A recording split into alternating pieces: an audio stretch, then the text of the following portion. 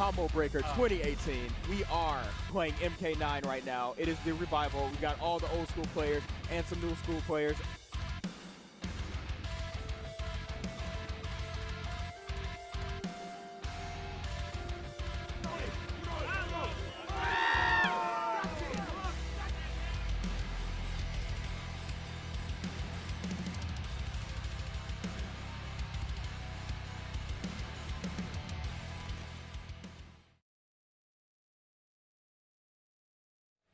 Ladies and gentlemen, who is ready for Mortal Kombat 9 Top 8? That really wasn't good enough for time traveling. It's 2018, and we're about to have a $2,500 pot bonus Top 8 for Mortal Kombat 9. Let's try that again. All right, up first, winner side of the bracket, we have Dizzy and Kerbalicious.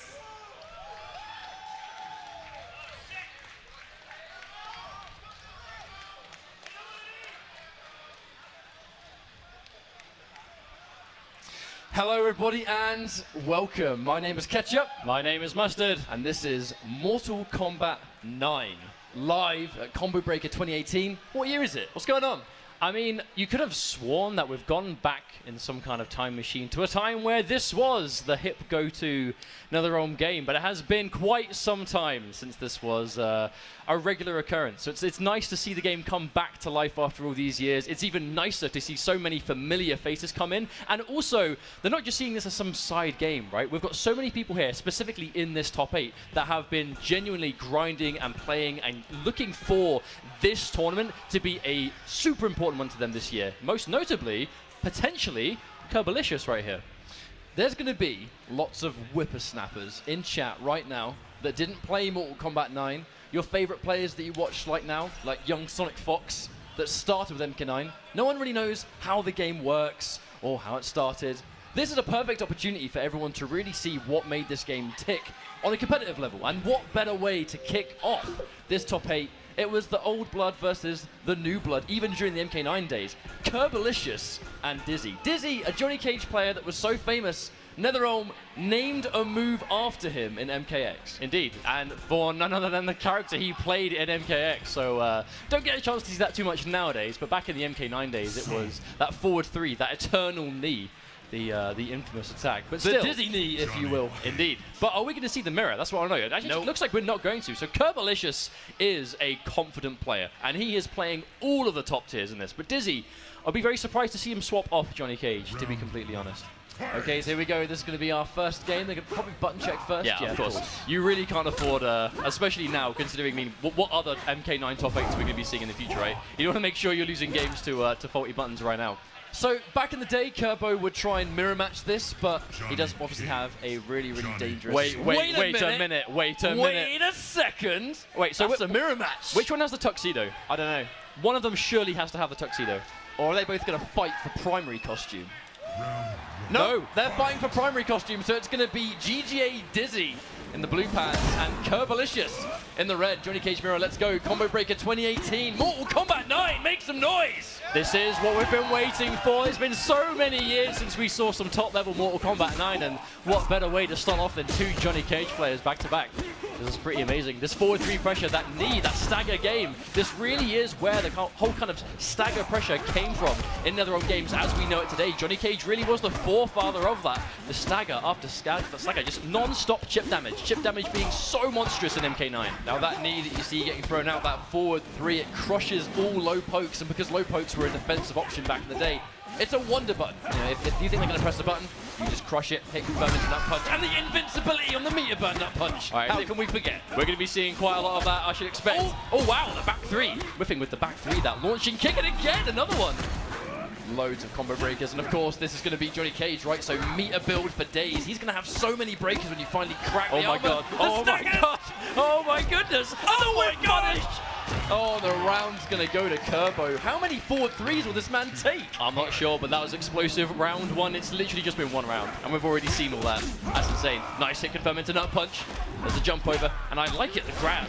going for the grab early. I believe this is 3 out of 5, so they have plenty of games to really kind of, I suppose, condition for that grab. And in carries like this, that teching grabs is the last thing you want to do. But if you don't, you literally get grabbed until you're dead. It really is quite stressful to deal with. God, Kerbo is in such an amazing position when he's got his back to the corner there. Yeah, Dizzy's in big trouble. Kerbo just needs a nut punch, and hang on a minute. No, hang on. no Wait, way. jump back. No way. Oh my God! It's a babality. Okay, so okay, trivia. Johnny Cage, one of the few babies in the game that doesn't cry. That's actually a very unimportant fact. Thank you for letting us all know, Mustard. Wow. Literally the first match of top 8, and it's Kerbo babying Dizzy in the mirror match. Do you expect any less, though? I mean, but the second we saw those two jump backs, because, I mean, for those uninformed, you have to be jump distance to do babalities. But you also have to not block at any point. And not blocking against a Johnny Cage player, that is like the ultimate statement to make. You're literally telling the other Johnny Cage player, you will kill me on chip damage, but you didn't even get the chance to make me worry about it. Insane. Kerbo's in a phenomenal position. Again, with the spending his bar on the breaker. If it's Johnny Cage and he's got bar, I mean, using breaker really isn't an issue. He builds so much bar, he's going to build it for the pressure. Now, speaking of pressure, that 1-1 forward one, that's going to be plus on block. Back 3 anti-air. Easy money. He's going to take another round. Yeah, Kerbo. I mean, you have to remember, Kerbo went into this as the favorite to win by a lot of players, and it's quite easy to see why. That deep jumping kick as well, Dizzy, with the uncharacteristic failure to anti-air. That pressure for Johnny Cage, the EX force ball, that meter burn force ball. If they stand up, it's actually so plus on block, it jails into another forward 3. So I think alternating your forward 3 pressure and the force ball, that's pretty much where the magic happens. I mean, this is literally a character that doesn't want you to get hit by their moves. Like, a Johnny Cage player will way, like 100% of the time, rather kill you with chip damage, because not only are you taking damage that you can't really do anything about, he's building meter the whole time. And you've already seen that Johnny Cage with bar gets like invincible nut punches to force his turn back.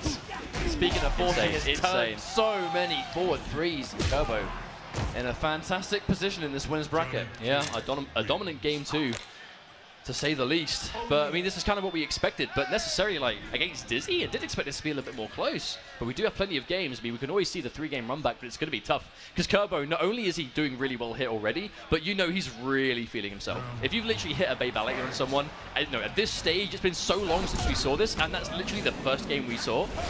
You know it's going to be hard to really pull him off that mountain. Right, he's going to get the guaranteed jump in, and of course the 1-1-1. That's plus on block. Guarantees another forward 3.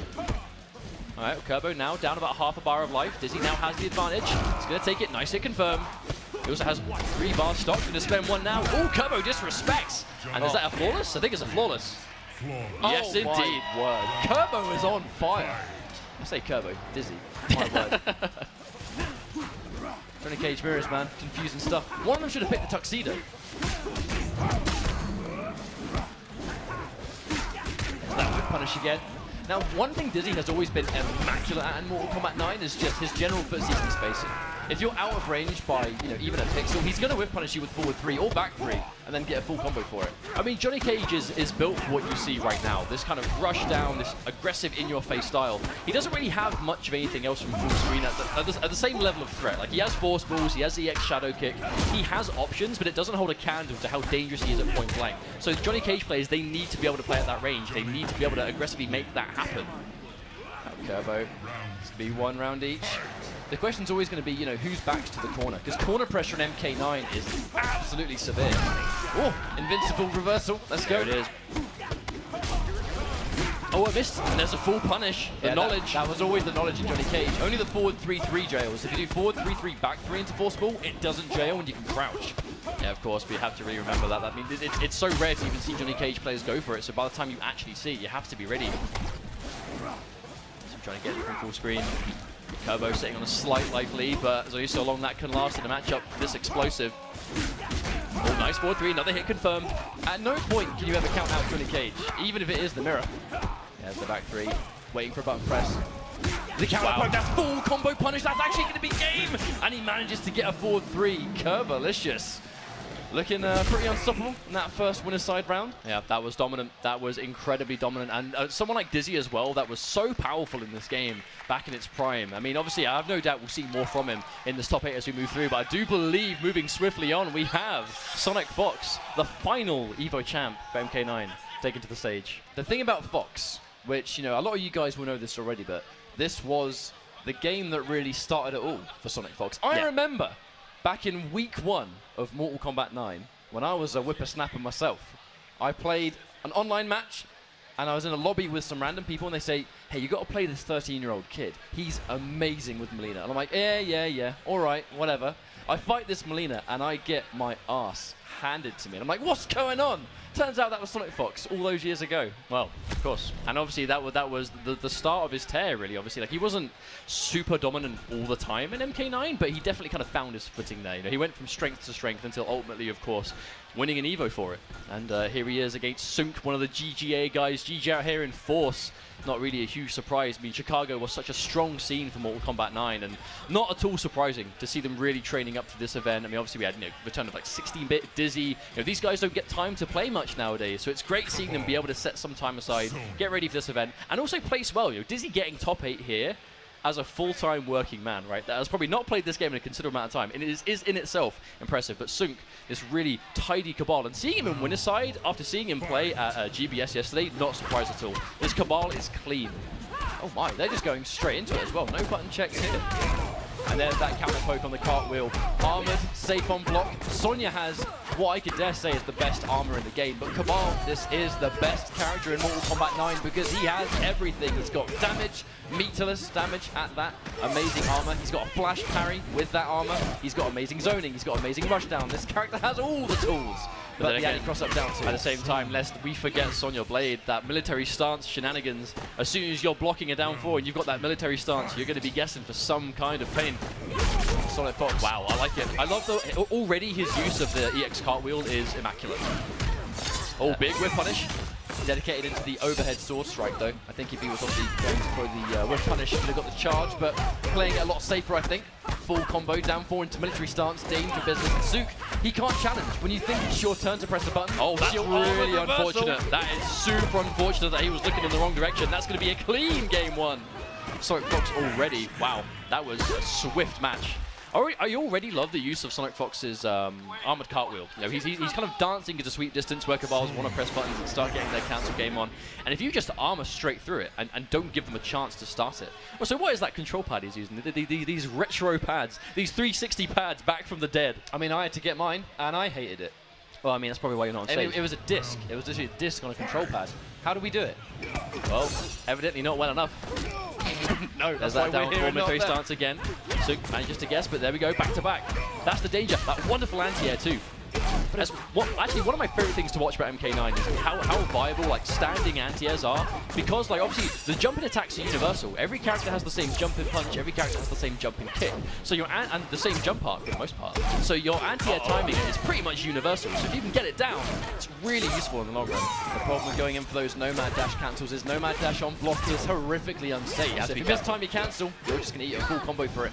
And Sonic Fox is down 1. He's just challenging. He has no care. Oh my god, there it is.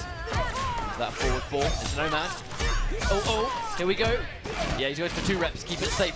Plus on block, let's go. I haven't heard a crowd do that in so long. It makes me so happy. Oh my god! Kick punished.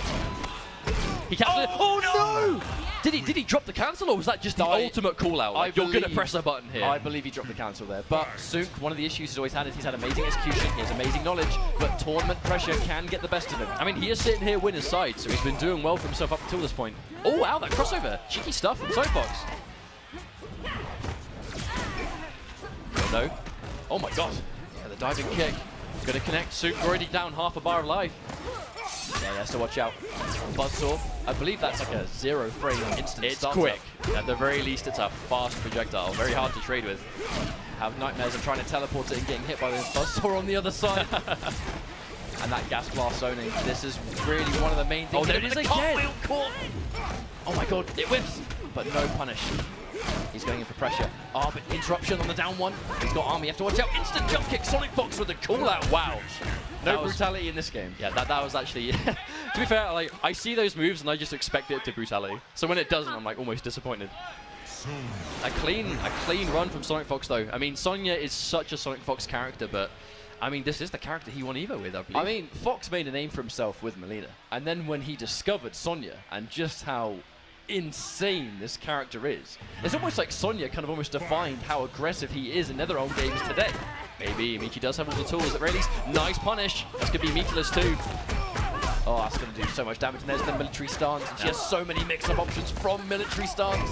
And this was where, this is where Kombat Op Sonya came from in MKX. This was the influence for that variation. I mean, you can definitely see it. There's that raw dash. It's going to work. A full corner combo here. If he can build as much bar as he can, he's going to be needing it. Oh no, he dropped the rep, and that actually lost him the breaker at the very least, and potentially the round. He's going to lose the setup, he's going to lose the damage, and I think that's why he went for 2 reps of it in the previous game, because he wants to take the guaranteed damage. Interruption! No fear. Yeah, Sonic Fox is just one step ahead at the moment. He is just knowing exactly when Soong's going to go for those gas blasts, and he's just his cartwheel placement, his interruptions on the dashes has been immaculate so far. Ooh, haven't seen that in a while. Yeah, normally you only see that used in combos, but again, this is what Soong needs to do. He needs to just fill that screen, get the life lead just out of range. And he'll take that though, because he's now out of the corner. The problem is, more cartwheels and 1 bar left, and Sonic Fox has 1 more reversal to work with. Yeah, Sonic Fox just aggressive, just smothering Soong right now, just not giving him any space. It's cancelled. Oh no! He tried to cross him, I think, got tagged. Going in for the cancel, so he wasn't prepared for it to connect, but that forward 4 is going to be good. He's going to get big corner damage here. He cannot drop this. Yeah, the crowd's going to be behind their boy. Plays it safe, goes for chip, but all the punish on the dive kick finally come through. Soong lives to fight another day. I actually like that instant dive kick, because if Soong just tried to go for like a down 1 or something just to quite chip him out, and the dive kick connected, that goes into a full standing string, which for Sonya is hella damage. Every time she touches you, it's going to be not only crazy damage, but the mix-up afterwards. All of it is going to be military stance. He just can't get away. Never ends. Just cannot get away. Execution error gives Soong a chance. He now has all that screen behind him, and this is Cabal. The question is, can he afford to do it? Because, I mean, a few trades with the projectiles, he might be in trouble. But he's back to the wall again. Go see that chip damage. Oh, no. Soong's on a lifeline right now. Has to watch out for the armor. Can't press buttons. I think that's going to be guaranteed chip, and it is. Yeah, there we go. Is he going to... I was about to say, is he going to go for a Fatality? No, he's going for probably Fatality, I reckon. He's trying to... Can he even remember it? I don't think he can remember it. Oh, yeah, that's it. I haven't heard a crowd boo a failed Fatality since... what EVO was it? Was it 2012? Oh, yeah. When MIT... No, it was Pig. Pig missed the Fatality on EVO stage. I'm sure it was MIT, because I remember the shrug. I distinctly remember the shrug where the biggest problem is if it was both. If it was both, that's the worst thing. There's no excuse. When you can't do it and then you pause it, look it up, and then you still fail it in front of everyone, that's like the ultimate disrespect to the crowd. Well, the crowd takes that personally, right? I take it personally. Because that's what fatalities aren't for the players, it's for the guys that are watching. Ultimately. Now, who do we have coming up? Oh, young Tommy Waffles. We have him returning to the stage, that smoke lord, right? The ninja smoke of MK9. Handed you your ass. He annihilated me. Now, who handed me my ass? Dab. Well then. So if we both moved on, we actually would have fought in this bracket. Yeah, but we didn't. If only we were better. If only we were the better players. But we are not. These are the better players, and that's why they're on the stage. But Waffles with that patented smoke, looking really clean, I'll be honest. I didn't get a chance to see Dab play earlier on, so obviously maybe you could fill us in for what characters he's using and how he's looking. So Dab and I had a rocky road. I was able to beat him in winners, and then in losers he went Cyrax, and then I lost. As simple as that. But that basically it's because he plays multiple characters. Dab has always been a multi-character specialist. In this tournament in particular, he's used Johnny Cage, he's used Liu Kang, he used Cabal. Liu Kang? Yeah, he used Liu Kang against me in winners. And then obviously Cyrax is the character that has given him the most results today.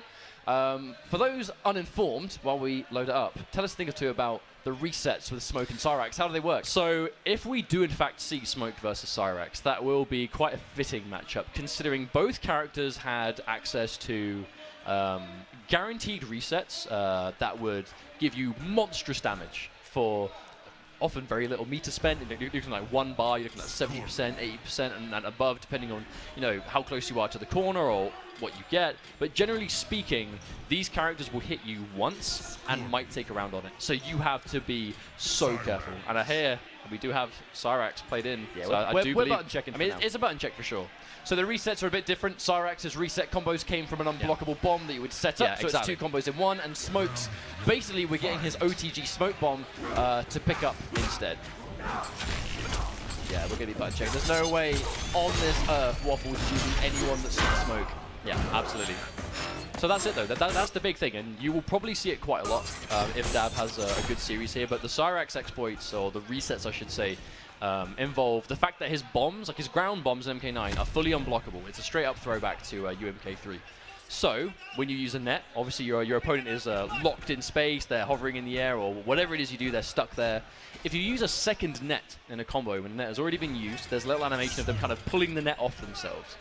during that animation, you can be launched by a bomb. So the setups would involve having that net animation of a second net and a combo occurring while they're standing on a bomb.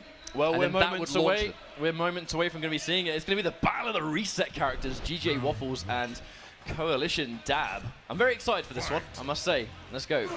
Nope, they're button checking again. Secondary button checks. Second button check. It's like second breakfast. Oh my god, that's not real, you know. Now, the thing is, Waffles is actually particularly good at playing this matchup, because it's not just against, from personal experiences. Even back in the day, obviously, GJ, shouts to GJ Hahn, who's a really strong Cyrax player from the Chicago region back in the day.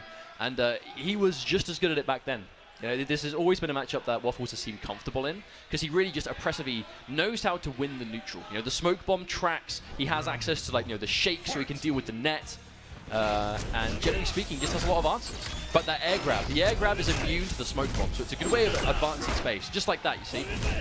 And it's all a matter of buttons too. So he's caught a net. He's not going to get huge damage on this, but he's going to get an advantageous situation. Wake up teleport, literally no fear whatsoever. Okay, now Waffles actually has some amazing setups as well. So even outside of the resets, where he doesn't have the opportunity to use it, you will see some insane, kind of tricky Oki options he gets. There we go. Oh no, this is the confirm. It goes into the grab. Yeah, I'm not sure he was actually ready to go for the confirm there. I think he's already dialed in that he was going to do the grab after that stagger. Jumps over the smoke bomb. You can't afford, it's one of those matchups where you can't afford to get hit by a smoke bomb, and you definitely can't afford to get hit by a net. So the thing is, Dab has 3 bars, so if he can get a standing confirm, he can drain a bar. EX net drains meter in this game just like that. It takes almost a full bar of meter away. Scary stuff. Oh no, doesn't confirm, but there's no punish from Waffles. I don't think Waffles was expecting him to just do net on block. So sometimes, even if it's punishable, if you're convinced they're not going to do it, then it may as well not be. Oh no, doesn't go for the anti at that time. Good block on the overhead. Yeah, you try and anti Cyrax and you guess wrong, or you're Bang on the reactions! Oh, Anti-cross up. Wow. Yep. A Cyrax X-Ray having an absolutely ridiculous hitbox in this game completely covers around him. It's an expensive way to end the round, but it's an efficient one nonetheless. The reason I'm worried about that is because now Dab has no bar and he's against smoke. So if he gets hit once, this could actually be the round. maybe, but we are yet to see it. Oh no. Yeah, the back 2 caught airborne. Good awareness from Waffles to not let it rip. Nice anti-air. Waffles anti-airs are some of the best I've seen in this game. Oh, full jump in. That actually might be death if he gets the reset. Yeah, we'll see if he can get the reset. Is he going to go for it? That's the question. Here it is. There it is. He gets it. Comes through, and of course, no break from Dan because this round is already over. Yeah, of course. But look at that, though. In the space of 1 round, he did build a break now, so he has got that escape option. But speaking of escape option, I love the way Waffles is playing this matchup. He really has this effective runaway style, but a clean jump in. If you hesitate, even though anti-airs are good, if you hesitate, you're going to eat it. And against either of these 2 characters, you don't want to eat a jump in. Bombs on the connect still. Oh. There's the overhead. That gets opened up. This could be dangerous.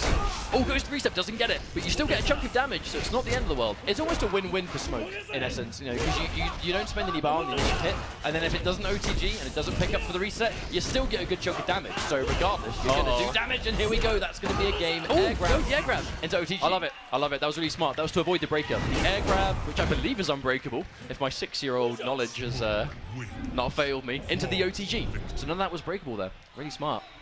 It's going to be 1-0, but there were signs of life from Dab there. I actually think, even though he got round 1, I think using all of his bar on that X-ray, I really think it hurt him throughout the rest of the game. It won in round 1, but potentially lost in round 2, right? Which going into round 3, because Waffles won round 2, had a bit more momentum. So arguably, I guess you can call it, but it's a bit of a, I guess it's a bit of a stretch when you look at that beyond.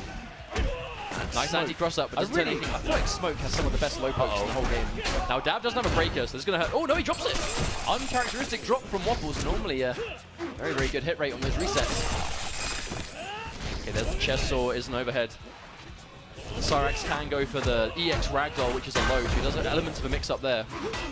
Oh, that overhead connect again. I love Waffle spacing on that. Oh, corner repositioning. Into reset! Into reset combo and Dab. Clean Again, stuff. saving his bar. This should be the round. Guaranteed chip. Yeah, tries to go for the teleport, but at that point, Waffles had already reversed position. Speaking of reverse positions, look at the situation. Waffles has no bar and Dab has 3. This could actually be death if he gets a hit. But the thing is, Waffles actually making it really hard for him to get hit on the ground. Like, when was the last time we saw Dab get like a standing string? That could have been confirmed into net, but I think he was just ready to do it into a bomb instead. I really think Dab needs to be aware for these hit confirms, because he could get the nets on a confirm. He's not going to get them in the neutral because obviously Smoke has that projectile shake. Yeah, Dab trying to go for anti-cross up there, and he's going to get hit by full jump in. Has to break for it. Oh, and there's the overhead. I love the way Waffles does that. He goes to the trip guard, even if it's a bit late, with the overhead. So even if it doesn't hit you on the recovery, your instinct is to block low. So obviously people going to hit you with that low to try and anti-air, but it doesn't work, and Waffles getting another hit. Oh. And the fatality, here we go. Which one is it? Oh, I love this one. This one's sick. I'm just going to watch it. But how does it work? I just melt their skin off. Is it like steam? He just sticks his fingers into your eyes and you melt, I guess. Well, just smoke things. That's really disgusting. Well, do you remember the other one when he phases through you and you just fall to pieces? That's less disgusting, but still very awesome. But this is kind of what we expected to see, right? Like, Dab is a phenomenal player, but Waffles he has this matchup on lock. He doesn't fear Cyrax. And I think it helps to not fear Cyrax damage when you have damage that kind of competes with it yourself.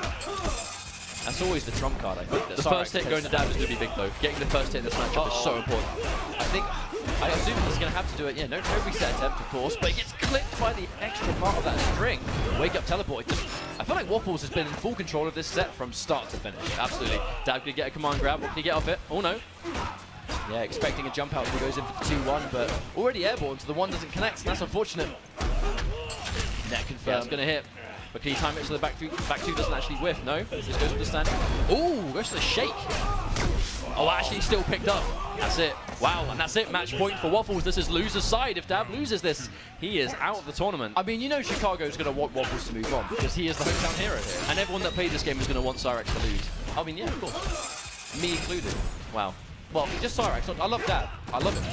One of my favorite guys. He can still win. You know, let's not count him out. I mean, at the end of the day, it's a player that's as good as Dab, and he's playing Cyrax, who is a comeback machine in this game.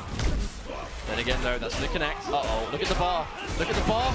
Oh, the reset doesn't come out, but it's still just even insane damage, even without the reset. A little bit too antsy and goes in for the teleport because he's got a breaker, can't afford to be risky. Oh my god, the shake, such a good tool. Yeah, but now Dab's at this health, he has to watch out. Any shake now, and that's going to be it. Tries to interrupt before the smoke bomb can connect.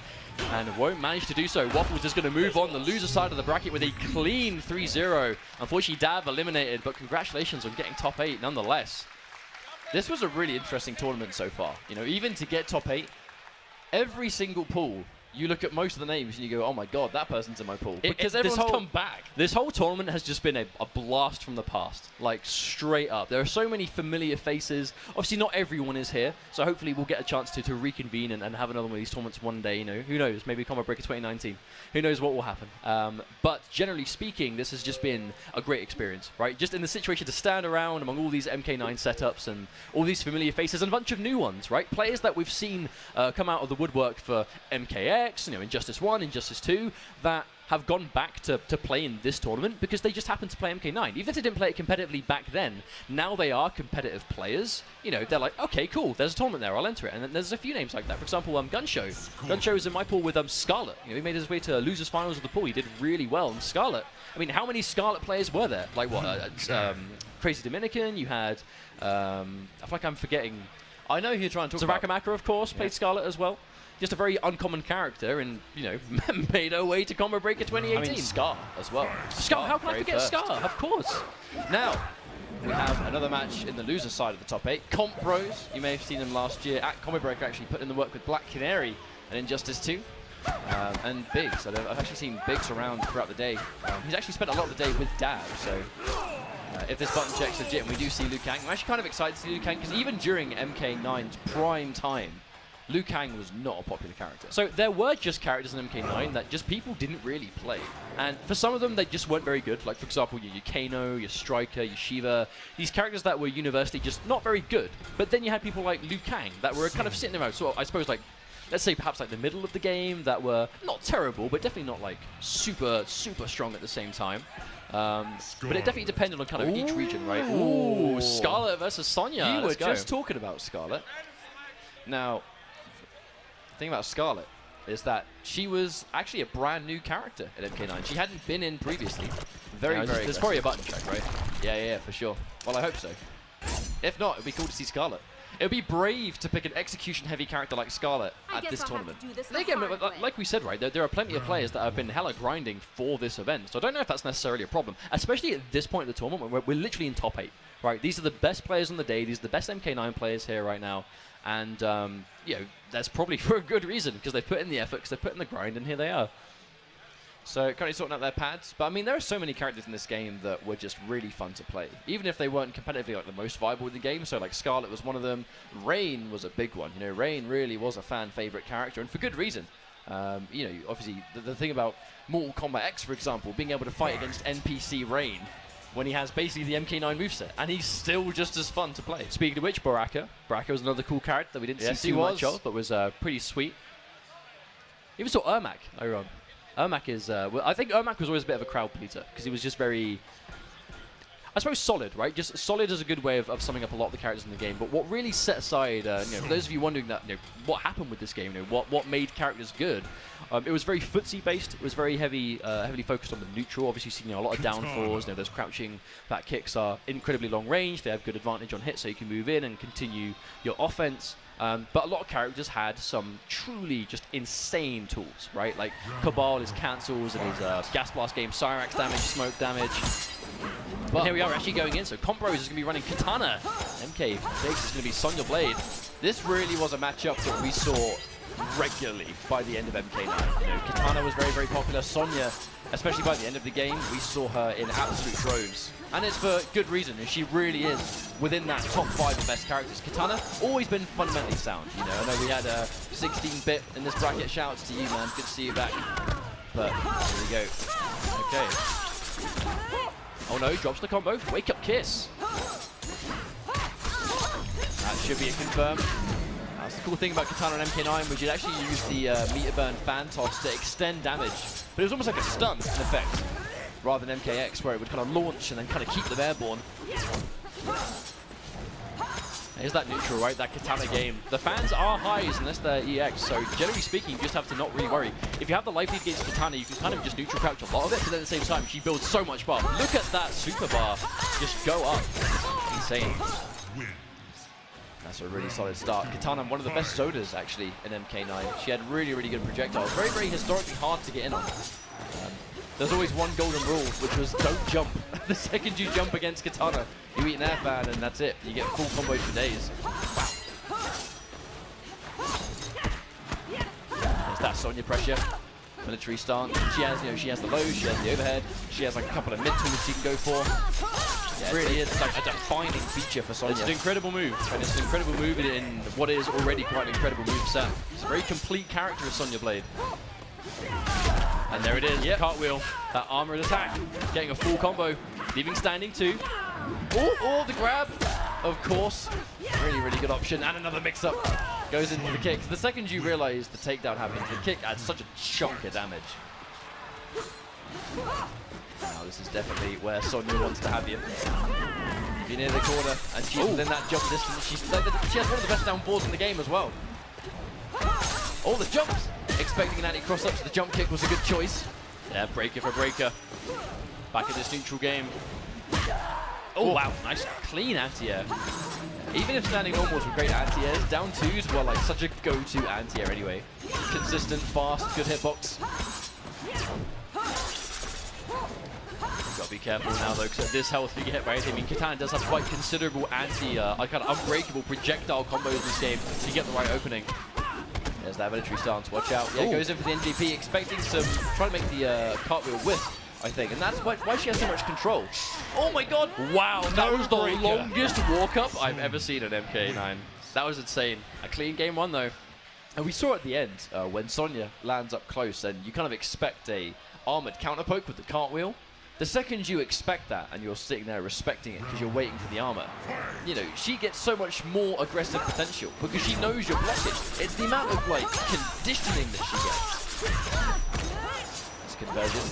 Back to zoning. There's no way Katana wants to be anywhere near this character, but the ring blast, a great projectile in itself, she actually goes slightly lower. It's kind of deceptively strong. I mean, I think a lot of projectiles were like that in MK9. Like characters that weren't really known for a strong full screen game still had a considerable projectile behind them. I think Sonya was definitely one of them. Still though, this round's not going quite as clean. Oh wow, completely missed. Actually whip punishes the jump back, so she still has control there, but there's the slice, the cutter. That cutter is a deceiving move. It took people a while to realize the tech behind that. Oh wow, that instant projectile. Getting full combo too. You have to be so careful when you leave the ground. It's Katana. A jump kick turned into a full combo. This is definitely going to hurt. Oh no. Yeah, cuts it early, but still 36%. That is not bad by any means. No, definitely not. Going in for more fans, more damage. A very, very late break, actually. Surprised to see the break come out that late. Probably should have saved it for the round, in my opinion. Oh, I like that. That preemptive just in case he went for the cartwheel, perhaps. Didn't have the bar at the exit, so it would have been a clean hit. But that was also a clean game, so that actually takes us to 1-1 now. I think that we're actually starting to see close games. We've seen actually a lot of stomps so far, so it's actually kind of nice to see a closer game. But that's the nature of MK9. The game is so aggressive. You'll be noticing right now that these games are fast. You know, like we're not slowing down by any degree. Oh wow, arc kick. Very rarely see it connect like that. Oh, nice anti-air. Doesn't get a full combo, but still knocks her out, keeps her back to the corner, and the square wave out of there. Now, the thing about Sonya as well is that normally her down 4 is a great tool by itself, but the second you cancel that down 4 into military stance, I believe that down 4 does become plus on block, giving her other options. If you're within down 4 range, you're going to have a bad time against her. But she also has incredible range on that down 4. That's the thing. It's literally like sweep distance, almost jump range near enough. Ooh, very dangerous. And she goes so low to the ground too. Oh, these exchanges where you're not going to be trading the damage. That's going to be in big favor, but the jump kick into Fan. Maybe expecting a break. Actually, probably not allowing him to break, maybe. Yeah, this is going to be tough now. That's chip damage live. Shout. Oh, wow. Completely avoids. Here's the obstacle course. Oh, the Fan. Connects. Good stuff. Okay. Relatively even on par now, though. A bit more of an even match this time.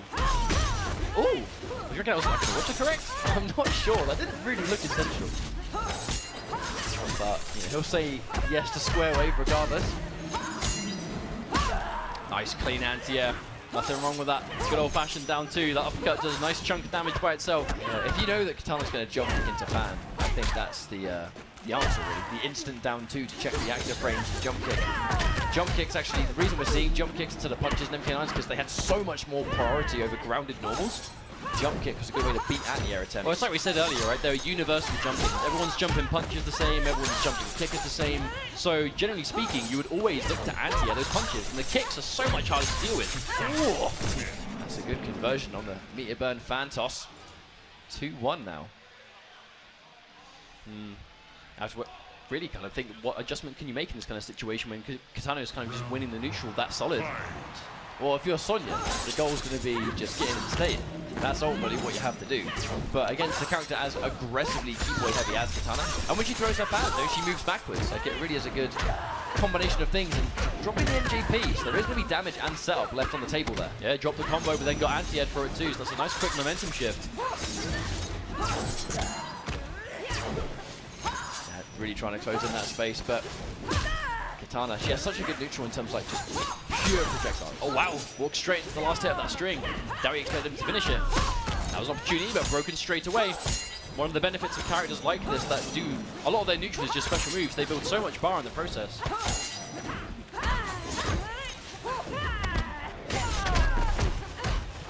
There you go. There's a restand. Of course, Sonya, she has a meatless restand as well. Why not? Oh no, goes clean over, but doesn't get a full jump in. That was a hugely missed opportunity. I just quickly got to say, as we expected, it is actually comp pros that Sonya played.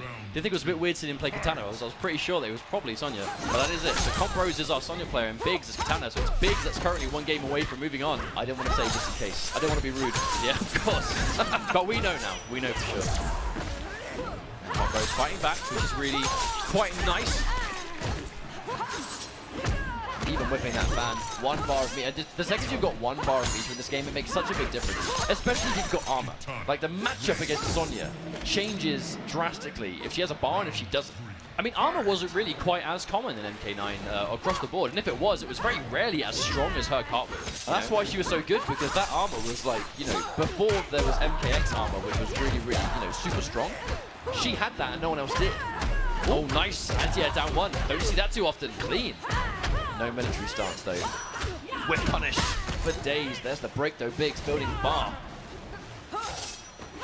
Okay, good man. Oh, you have to watch out for the jump in. That's going to be a nice clean hit. Actually, I wonder if that's going to be close to it, because he's going to get a reset here in a mix-up.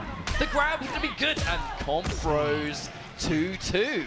Final game. And this is loser's bracket action too. So whoever loses this game is out of there. Yeah, this is our first 2-2 of the day.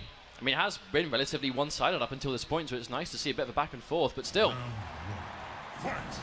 Okay, we know Combros obviously has such a lethal Sonya and MKX as well, so it's not really a big surprise to see him be quite effective when they're here too.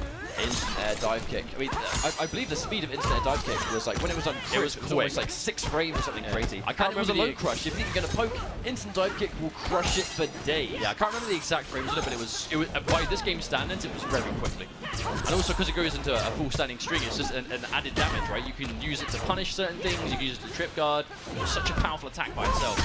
All combos going in fast. That looked like an instant jump dive kick or something like that, but it didn't quite work out. And he spent a bar to get in using that cartwheel. But as you can see, he's actually built a bar back already and forcing the break out of Biggs. That's really important for combos. The jump kick again, expecting an cross up, but the combo drop! No! We go, there's a square who tries to whiff punish, but isn't in range. But even if you block the jump kick span, you're still not really in a position to do anything about it. Right? You kind of just have to hold it. Go back to that neutral. Oh, tries to arc kick, but it doesn't work. Biggs manages to fight back. He's on match point now. Yeah, match point, 1 round away from moving forward, but Combros back to the ropes, but he does have 3 bars. Ooh, I forgot that string existed. There it is, cartwheel blowing straight through, but the breaker, not a huge surprise to see Katana have a breaker so often. All the cartwheel, still gets a combo off it. Oh no, drops the combo. I think dropping that combo with Sonya is bad because you really need that restand. Yeah, definitely. Tries to cartwheel, but it doesn't work, but there's the mix-up off military stance. It's going to be the overhead tackle this time. Yeah, cutter is a high, so you can crouch. See him just trying to down 4 under, just trying to keep himself as low to the ground as possible. Nice anti-air back to back. Cartwheel. Oh, the square wave, brave challenge. Did work out. Oh no, where's the dive kick? Oh my god. He's going to go for wait a minute. unclashable projectile. There's the cartwheel, oh my back god. to back. Oh, the break, he still has it. He hesitates on the anti-air and it's going to be chip damage. He hesitated on the anti-air and that was all she wrote. Yeah, Biggs just did an amazing job of playing around the cartwheel there. Kudos 100% moving forward and well-deserved fashion. That was close. That was very, very, very close. In losers bracket action, that's the best kind of match to win and the worst kind of match to lose. Absolutely. But I mean, still getting top 8 is pretty impressive with the amount of people that were here and the kind of competition we saw. But we could be moving on to our next match relatively soon. I just want to say it's great seeing this game played like this again after such a long time. I mean, I know it's kind of, you know, not to sound like a broken record, but it has been so long since we've seen MK9 played like this. Well, as far as I'm aware, we haven't had a major MK9 tournament since the early days of 2015, right? So even before like the glory days of MK9, it's been 3 years since we saw something significant for MK9. So the fact that we have this even here and we're seeing the legends come back. Speaking of which, Waffles and Sook. So this is basically a GGA local match we're about to see. Basically, yeah, it's going to be a GGA team kill. These guys have probably been playing to practice for this tournament, and we're now going to see it. I'm not quite sure how often they would have been playing each other like in preparation for this. I mean, I'm not sure if they're like they've been having like sessions at GGA or if they've just been playing in their own time. But I'm excited to see how this pans out. Cabal versus Smoke. Interesting. It's not a matchup that we've seen for a long, long, long time. But it's one of those things where normally the strength of Smoke is the fact that he has the constant harassment with the smoke bombs. But if you're airborne, the smoke bombs don't really do much to you. Cabal, if he's going for the internet gas blasts, is going to spend the majority of the game using gas blasts. But the extra dimension is that Smoke gets the shake. If it's Cabal, he's going to be hard to pin down with any of those buttons that lead to resets. Oh, absolutely. But I guess I'll have to wait and see how they play it out. Because generally speaking, I mean, Smoke has the damage, but Cabal just has that oppressive rushdown game, right? But I'm not quite sure how it works from point blank, like if the shake really helps out Smoke or if the smoke bomb finds himself doing much, because Cabal is in the air for so much of the game. Right, here we go. Yeah, they're going straight back into it. First hit, taking the first hit away from Smoke is so insanely important. Because at the end of the day, he does need that bar to get the resets. It has to come from meter burn smoke bomb. Oh, he's going to get the hit. Back 2-3, overhead. There's always golden rules for each character, and Smoke had one of his own. Watch out for that overhead. And that's the down 4. And how many down 4s are you prepared to take before you block low and then eat an overhead for your trouble? Oh, the counter poke! Now Sook, he's back in the fight. Yeah, there's the break. Waffles wants nothing to do with it. Wake up Saw, very valid wake up option because it's so fast. Armor going through the smoke bomb. Now here comes Sook. Okay, that's going to be close to the first round, but it's going to be mix-up potential. Oh, we can see a Toasty Boost! Toasty Boost! He's going to get all 3 bars back! Oh my god, that mechanic. That was only just I think, getting fleshed out by the end of the game's lifestyle. Oh my god, the chip as well! But he's going into this round with 2 bars thanks to Toasty Boost. Yeah, I mean, that was... I'm actually quite surprised we saw him go for it, because the Toasty Boost is... It's so inconsistent. It's like every character has a unique input that you need to put in. When Dan Forden is on the screen, when the little Toasty guy comes up, you have a unique input, put it in, and if you do it first, you get a full bar of meter. Yep, yeah, the break from Soon wants nothing to do with those resets, and even though he actually got the Toasty Boost, it's not really helping him much in this round. As another overhead connects, Waffles should be good to take this game. Reset doesn't even need it. Don't even need the reset, mate. Game 1 is going to be Waffles. That's just a nice clean amount of damage by itself. Well played from Waffles. I mean, this is such a... I suppose an explosive matchup, because Cabal is Cabal, like he's an insanely powerful character, but Smoke is unique in the sense he has that massive damage, that tracking projectile, so much going for him. Drops the end, that 4-4, forward 4, I think is the better term. He's caught. Yes, the counter poke, armored reversal. Oh, he drops it. Gotta watch out this level of play. I mean, like, it's kind of crazy. We talk about combo drops, but this is a situation where I think stress is going to get to you. Corner repositioning as well. Clean stuff from Waffles. Oh wow, catch him jumping out. Waffles is so good at chasing you down when you do that. And because Smoke's down 1 is so fast, if you get caught jumping, he has so much time to just go for another down 1 and Smoke Bomb full combo just for trying to jump out. Waffles is going to get another round. Okay, hasn't got any meter, but neither does Sunk. Sunk gets back to the wall, walks straight in the instant gas blast. There's that reset. Standing 2 is going to drop, but doesn't matter. Still gets a reset situation. Yeah, and he's starting to challenge it with the down 3s. That was a really strange exchange, actually. I'm surprised that Smoke Bomb didn't hit. Oh, definitely. Air to air. Is he going to cash out damage? Yep, just goes for the teleport for the positioning. Another conversion. Doesn't want to go for the reset again. He really wants to just kind of keep that corner. You're really going to maximize that smoke damage if you catch it off a grounded string and not an air to air. Here comes Sue. Yep, the break. Going to go for the break. The meter management on Waffles has been so immaculate. Because he's in a situation where he's not having to go for resets, he does have the meter to save the breaker. But Sue finally gets around on the board. Round 3, fight!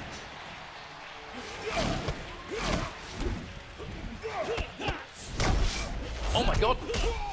Blocks the back 2-3, but eats the smoke bomb anyway. No reset today, so Sunk does sort of live to fight another day. Let's go for Whip Punch, doesn't quite get it in time. Full, actually max range jumping, I think. Right, hasn't got the meter to reset, but he's still in a great situation. Ooh. So much work to do. And you have to watch out. I think now he's in within shape territory. Doesn't even need it. Yeah, literally doesn't even need it. There's that smoke bomb. Waffles. 2 games up now on Sunk. I mean, Waffles, he seems to play really unfazed. Like, he has, like, a really... I guess he just got great composure, generally, because he's having to fight so many strong characters back to back, but he just doesn't seem to let it get to him. Nice brave start with the overhead from that distance. No reset. For anyone that might be wondering, that reset, it is inconsistent. Basically, long story short, it either works or it doesn't work. You just got to be lucky. You can do certain combos that might, I think, increase the chance of it working, but it's never 100% consistent.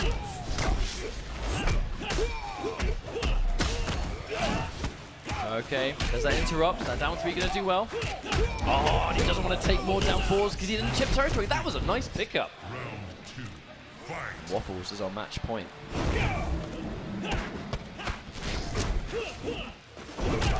Oh. He's being so brave with those teleports. But I feel like he's going to be a little bit more brave with those. Oh my god, that's a full reset. Yep, he's going to get the it reset. too. Yep, force the break. Zook now, no resources. So he needs to go for those buzzsaws. Actually, fortunately, it does move him slightly forward, so I think it is somewhat of an answer for those smoke bombs, but Waffles could go for so many other things. Just a raw jump in, a deep jump in, a teleport, a shake. Wow.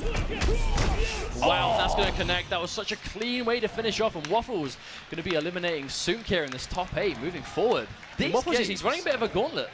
These games, I gotta say, are lightning fast. Yeah. How many top 8s have we been doing so far where, you know, they can take a significant amount of time, but with MK9 it's just set. It's crazy. I forgot, I mean, because this is 3 out of 5 too, and traditionally this game was 2 out of 3. So I can't even imagine to remember how fast was this game used ever to be. 2 out of 3? Yeah, it's Look at how it's fast it's wild. going in 3 out of 5. Yes, indeed. And speaking of which, our next players are getting up straight away. It's going to be Dizzy taking the stage once again with that Johnny Cage. I feel like I definitely favor Dizzy in this matchup. If it's going to be Johnny Cage versus Katana, I don't think there is a Cage player in the world more ready for this matchup than Dizzy. Yeah, I think, I mean, especially considering his #1 training partner, even back in the day, used to be 16-bit, right? I mean, still is 16-bit. If they were grinding together, like, this surely 16-bit would have been the guy Dizzy was playing against. I mean, I would assume so. Definitely seems to be the case, but Dizzy's still looking good. I mean, even back in sort of 2012 and onwards, he was always good, or I guess 2011 to be more accurate, but he was always good at the Katana matchup because it was something that he would have to fight so often, especially as a Johnny Cage player. So you really couldn't afford to struggle in it. But you got to have patience, right? That's the magic word. Absolutely. Against Katana, there are so many of those things that you have to do to not get antsy, not get too aggressive. Is he going rain? Is this a button check? Or I mean, it might be a button check. it might have been random. So I missed it, so we'll see. I know we had Scarlet last time, which obviously wasn't the pick, but I'm assuming at this stage of competition we're going to see button checks. 100%, yeah, there it is. I miss Rain as well. I got to go out and say Rain this was a really character good was one of the funnest characters to watch by far. Yeah, absolutely. I mean, but again, no one really played him. It was like CD Jr., Mr. Aquaman, of course, used to play Rain too. Do you remember Book Burning? I do remember Book Burning. That's a name I haven't heard in years. Anyone that ever played online remembers Book Burning. Shouts to the old ranked matches. And this is just that nostalgia. So many players that made a name for themselves, like Wow Cowboy and the Shang Tsung. Man. Detroit Ballin'. I miss Detroit Ballin', man. But here we go, Dizzy back in the fray with that Johnny Cage. But Big's going Sonya, and this is a very tactical decision. I think he does. It's very smart to not go Katana versus Dizzy because you know it's a matchup he's ready for. And Sonya does very well versus Johnny Cage. Dizzy catches the down 4, but they're just going to have 1 bar each now. Those constant down 4 challenges, very, very important, but there is the anticipation on that invincible meter burn nut punch. One of the only invincible moves in the entire game. I was also completely punished, so he was more than ready for it. Down 4 counter into military stance is advantageous on block. Such an amazing tool, and that's why he's going for it so often, because it just feels like it's never your turn. And there's the anti-cross up down 2, so consistent. I know, I think that was a bit of an input error from Dizzy there, forward 2. You very rarely actually want to see that. But Big's going to take that first round. But it's really a matchup, I think, of who can be the most oppressive, right? You have good footsies with both characters, but Sonya's is just so fast and in your face. And she's definitely plus on a lot more things. So Johnny Cage, his pressure comes from the staggers, the forward 3 crushes, but she's got the armor to challenge. Most other characters, they have to try and poke, or down 1, or down 3. She can just straight up armor that stuff. Oh no, Dizzy wasn't ready to confirm it. It could have been big damage. Yep, there's the confirm into nut punch. Gonna take the plus frame. Challenged. I like it. The tech. That's Dizzy used to do that all the time back in the day. Reading the cartwheel would absorb cartwheel with invincible nut punch. It's a hard read, but it works if you know they're gonna do it. Well, it's going to end up taking the round. Now Big Scout's been thinking about that for sure every time, because that's normally the go-to thing, right? It's Johnny Cage is a character about staggers and plus frames. Armor chews that up, but Johnny Cage has answers to get through it himself. But it's that constant read, right? You have to be on that next level to see it coming. Oh, instant dive kick. Fortunately, if you're airborne, it's actually not the worst thing to hit by, but the raw jump in, that's going to force a break. Oh my god, Dizzy, he's not in a good position. Even if he opens up Biggs has so much bar to break with, but uses 1. And there is the leg lift. Biggs looking good in game 1. Yeah, looking clean. Actually didn't even know he played Sonya. I haven't really seen much of Biggs before today. Well, he's certainly doing well. I mean, you could say that. We do. Sonya's the character for it. And I'm actually not surprised that we see a lot of people going with Sonya, because she's not actually a really hard character to learn, especially now we're so far in the game's lifespan. Execution isn't really a problem for anyone in the scene anymore. You know, she's a good pick. Absolutely. Oh, there it is. Get off me. Oh, tries to jump out. Yeah, he gets out of the cage blender. Dizzy just trying to get a little bit of real estate here. Down 3 connects, he's going to be free to go in. Instant dive kick to crush the lows. But the combo drop, but answered back through the cartwheel. This could still be the round. Restand into mix up. It's going to be 1 more, and the cartwheel just in case he wakes up. Yeah, I think the only thing that could have beat that was arguably invincible nut punch, but I'm not sure if it even would have worked in that situation. So all those what ifs, full combo. Oh my word, Restand City. Oh. All right, he's going to take the plus frames. Going in for the forward 3, not afraid. Cartwheel, but again, there's the tech. Challenging plus frames. This is going to be big damage and a restand. One more bar. Will we see it? No! Not even an opportunity. Dizzy staying alive. I mean, he's a master of that pressure. Yeah, he's fighting back. Still has some corner too. Dizzy doesn't have any bar to work with, but he's Johnny Cage. He'll soon build that quick. There's the back three, and yeah, just optimized. NJP for more damage. So much damage too. 36% for a meatless anti-air. Oh my wow. god, just reading the down four. Dizzy is ahead.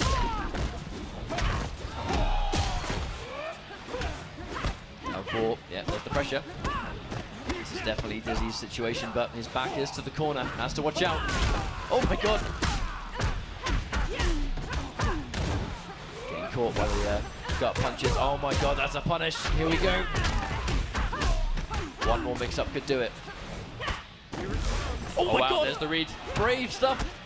Is that enough? Oh wow. And that's a hard 4 next game, and Big's going to take that as well, going up 2-0 over Dizzy. I actually think this would... I'd want to say this is an upset just because of how well we expected Dizzy to do. And he's done well to get this far anyway. But this really is a testament to how amazingly well Biggs is playing. Dizzy confirms into nut punch. Taking the plus frames again. Oh no, missed. That was actually really weird. You very rarely see that miss. Yeah, it's very uncharacteristic. Still though, look at all that damage done already. Most of it on chip damage. Nut punch. Here's the mix-up. Yeah, staggers. Knowing he doesn't need to go for the 1-1-1. Not when he's got this much health. Especially when he's crouching. It is highs at the end of the day. Jailing off a jump in. That's why you can do it after nut punch. Oh, catches the down ball. Now forced to break. And just like that, Biggs, within a matter of 10 seconds, is back in the fight. That's insane. Just like that. He just needs one good jump in to maybe do this. What goes under? Oh, but there we go. Jailed in from blocking the force ball, and that's going to do enough damage. Super smart to go for the meter burn force ball, knowing he's going to be jailed from that distance. Guarantees a forward 3. Dizzy gets the launch. Yep, forward 3 nut punch. Here comes the pressure again. Yeah, he tries to cartwheel out, but I think he messed up the meter burn input. Yeah, I think that was an input error. Didn't get the armor, so it's not invincible. Dizzy tries to go for the wake up, and that's scoured out as well. That's another hit confirm, and now he's going to get the plus frames. Okay, Biggs is in a bad situation here. That's a lot of life to come back from on a character that makes you block this much chip damage, and that's going to be enough. Dizzy able to fight back and claw another game on the board. 2-1 now. I feel like at this level of play, being an amazing Johnny Cage player always came down to being able to understand how much meat you're going to build and how much damage it's going to do. You know, he didn't go for the 1-1-1 there to be plus on block. He just went straight in for the forward 3-3, meter burn force ball because it guarantees more. That was like the optimized way to get chip damage to win the game. Yeah, 100%. Jailing people into standing with Johnny Cage is so important. That's why the nut punch is the go-to way to end combos. And there comes the jump in again. But actually, funny enough, doesn't connect. Ooh. Punish on the dive kick as well. Hit a little bit too high up. Ooh. Yeah, the forward. Wow, in range again to punish. Dizzy on point now. Some characters would kind of struggle to punish that instant dive kick, but because forward 3 for Johnny Cage is so advancing, he doesn't really have that problem. Watch out. Yeah, there's the break. Having to actually deliberately get hit by the jump in so you can break what comes next. That was one of the things you had to do against Johnny Cage. You didn't want to take the chip damage. You had to get hit and then break afterwards. Okay, Dizzy getting another round on the board. 1 round away from tying things up. 2-2. Restand. Military stance mix-ups. Oh, doing down one into button presses. Dizzy going to scout it out. It's not your turn. Oh, speaking of not your turn. Biggs fighting back. Oh, instant dive kick. Biggs with that big read there. So how fast like B, but wow, Dizzy not messing around whatsoever. There's the jail, challenging plus frames, already committing to the string, and there's another launch, has to break. Okay, we went down again. Oh my god, it went under the back 3. Oh my lord, and he gets the hit. Dizzy on the verge of the miraculous reverse 3 games. That's that tournament experience from Dizzy showing. It's the composure, right? He It's just hasn't the played composure. in tournament in a long time. Many, many years. And the second he's back here, showing why he was one of the best in the business, especially with Mortal Kombat 9. This is crazy.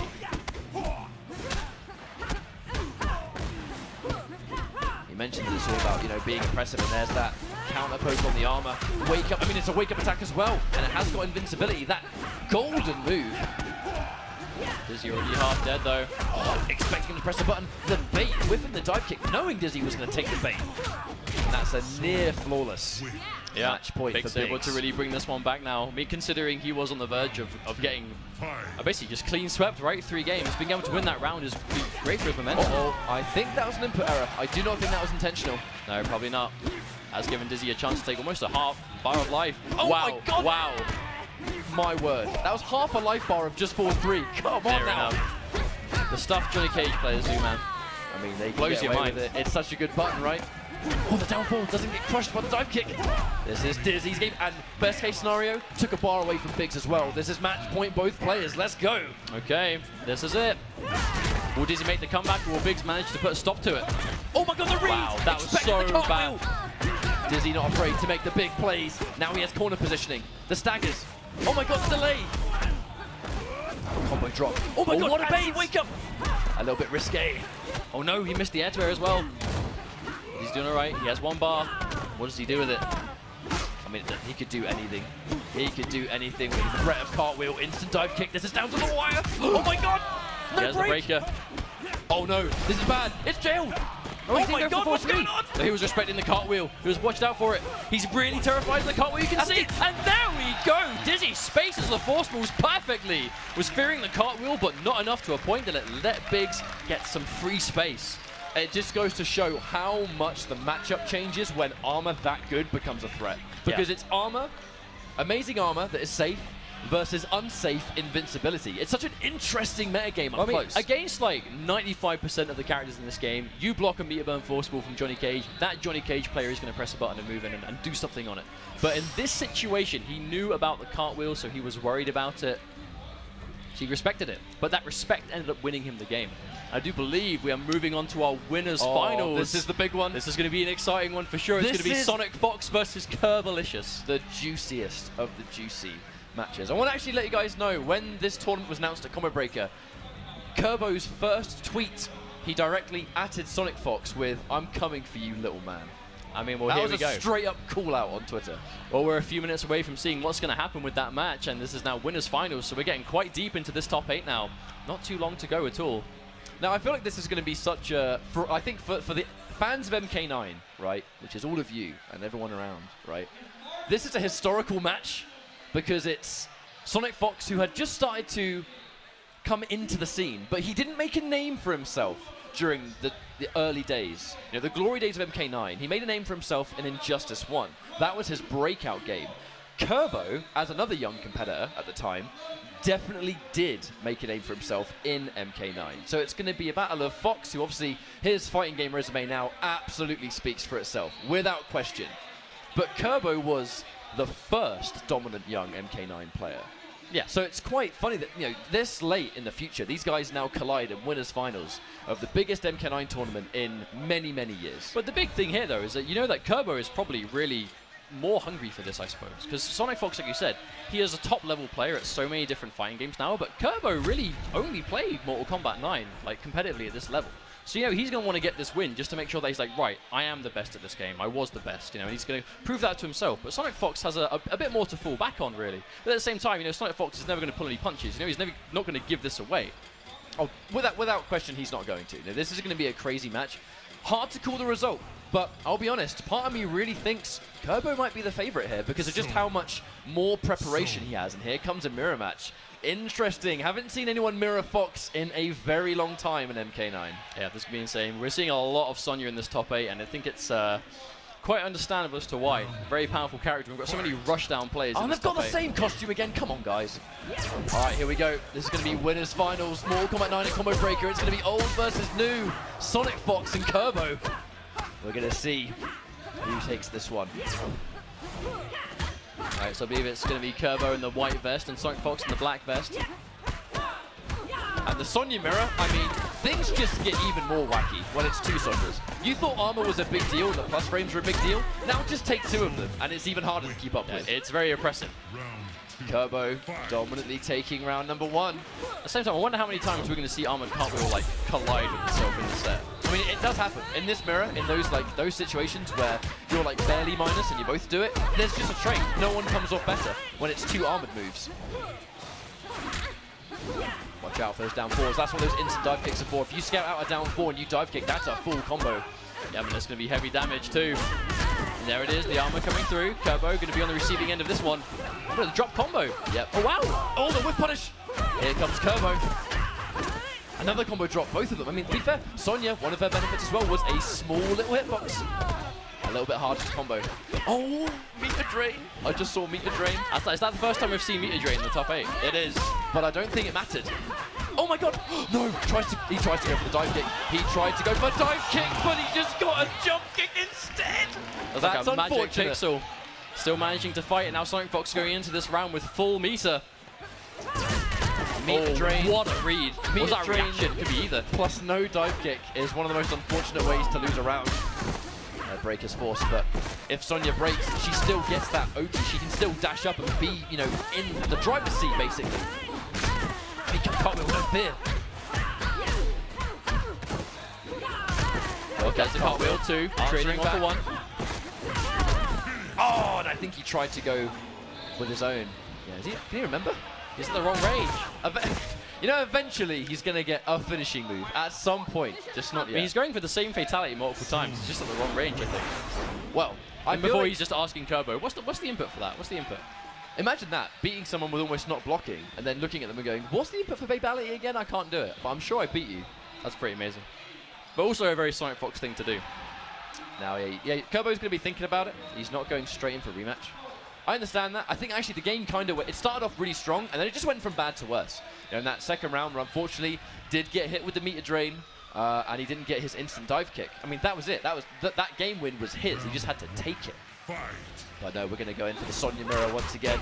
A raw jump in. Kerbo now is going to get the start. But no, the combo drop.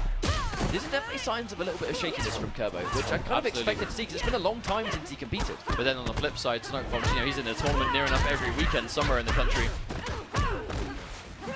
Mix-ups again. Wake up. Arc kick.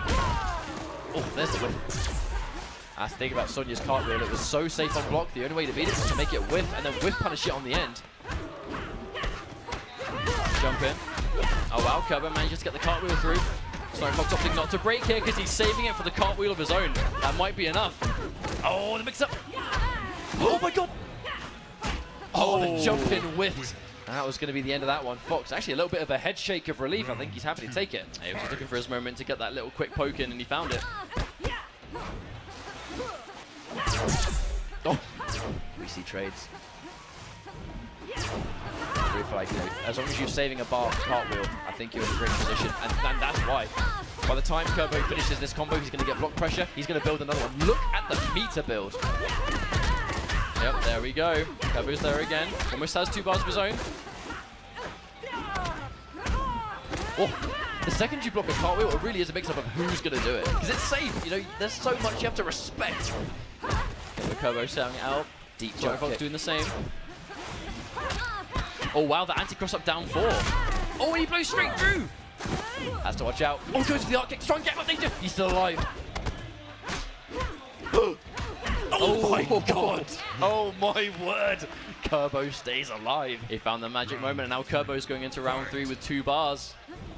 Yeah, it's definitely his advantage, I think. As long as he's got bar. Whichever Sonya has the bar, she really is the one that's in control. You always ignore the health bars unless it's like chippable life. Because so much damage comes from one cartwheel or one opening. Obviously, it leads to plus frames for days. The launch. MJP, we're going to optimize here. Dive kick for more damage. We're going to finish it into restand.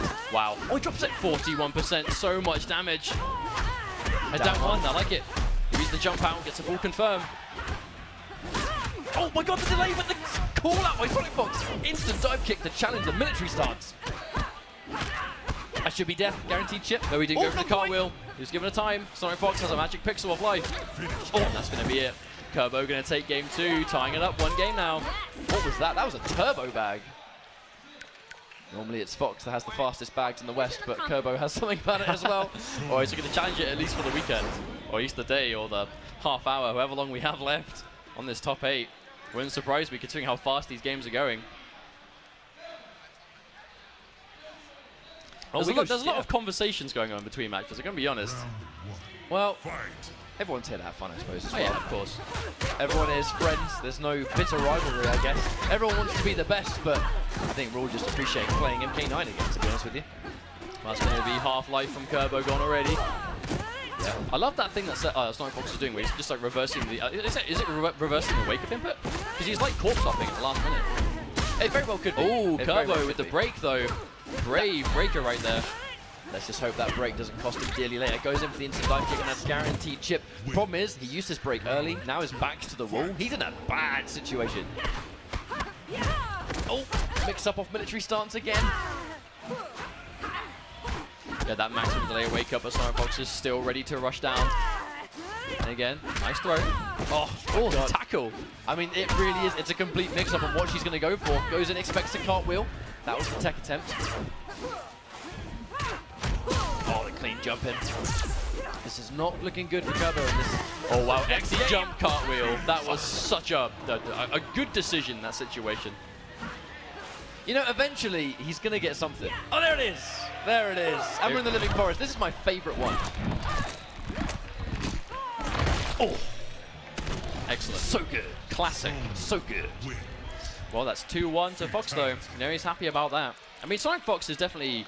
I mean, he said before that even Sonic Fox was kind of expecting Kerbo to win. But at the end of the day, like, you just can't count Sonic Fox out in a game that he cares about, you know. Now, from one top tier to another, Kerbo's making the switch to Cabal. Yes, indeed. There's going to be a bit of a change of pace here. He still has access to the armored threat with the Nomad Dash. It's not quite the same. Oh, yeah, changing stage. Oh, yeah. There's a stage where there's a chance that a car can just drive in front and get in the way. I guess this was kind of like, this was MK9's Sky Temple, right? Kind of. If things get in the way, we ban it. Yeah. Inconsistent stuff to just obscure the visuals, so you may as well just get rid of it. Or just like agree to not play it if you want. Okay, so Kerbo, this could be his final game in this winners finals. Goes for the anti-cross up, cartwheel, but it works. And there's the interrupt. That's an immediate message that you cannot go for the overhead. The Sonic Fox was doing that against Sunk as well. Like, Sonic Fox definitely remembers how to play this matchup. A big part of it was the armored cartwheel at the kind of sweep distance. But Cabal, if you're quick with those gas blasts, you can actually combo 2 gas blasts and then Nomad Dash. You have so much time to convert. There's the reset. Kerbo looking good, and this really is Cabal. This is what made him such a powerhouse. Amazing rush down, but just look at the zoning, and he backs up so much. Oh. Yeah, he's in now. What can you do with it? At the very least, it forces the break out of Kerbo, but if Sonic Fox wins this round, can you imagine? Oh, he tries. Doesn't have the health to absorb, though. Gotta watch out. Thing is, he's on the hunt. The second you drop a single gas blast, Sonic Fox is in there. And now he's run out of screen space. Yeah, tried to use the Nomad Dash just to reverse the corner positioning and get out. Unfortunately, didn't work out. Sonic Fox now has his back to the wall, and there's the clean jump. Cabal has corner damage of his own.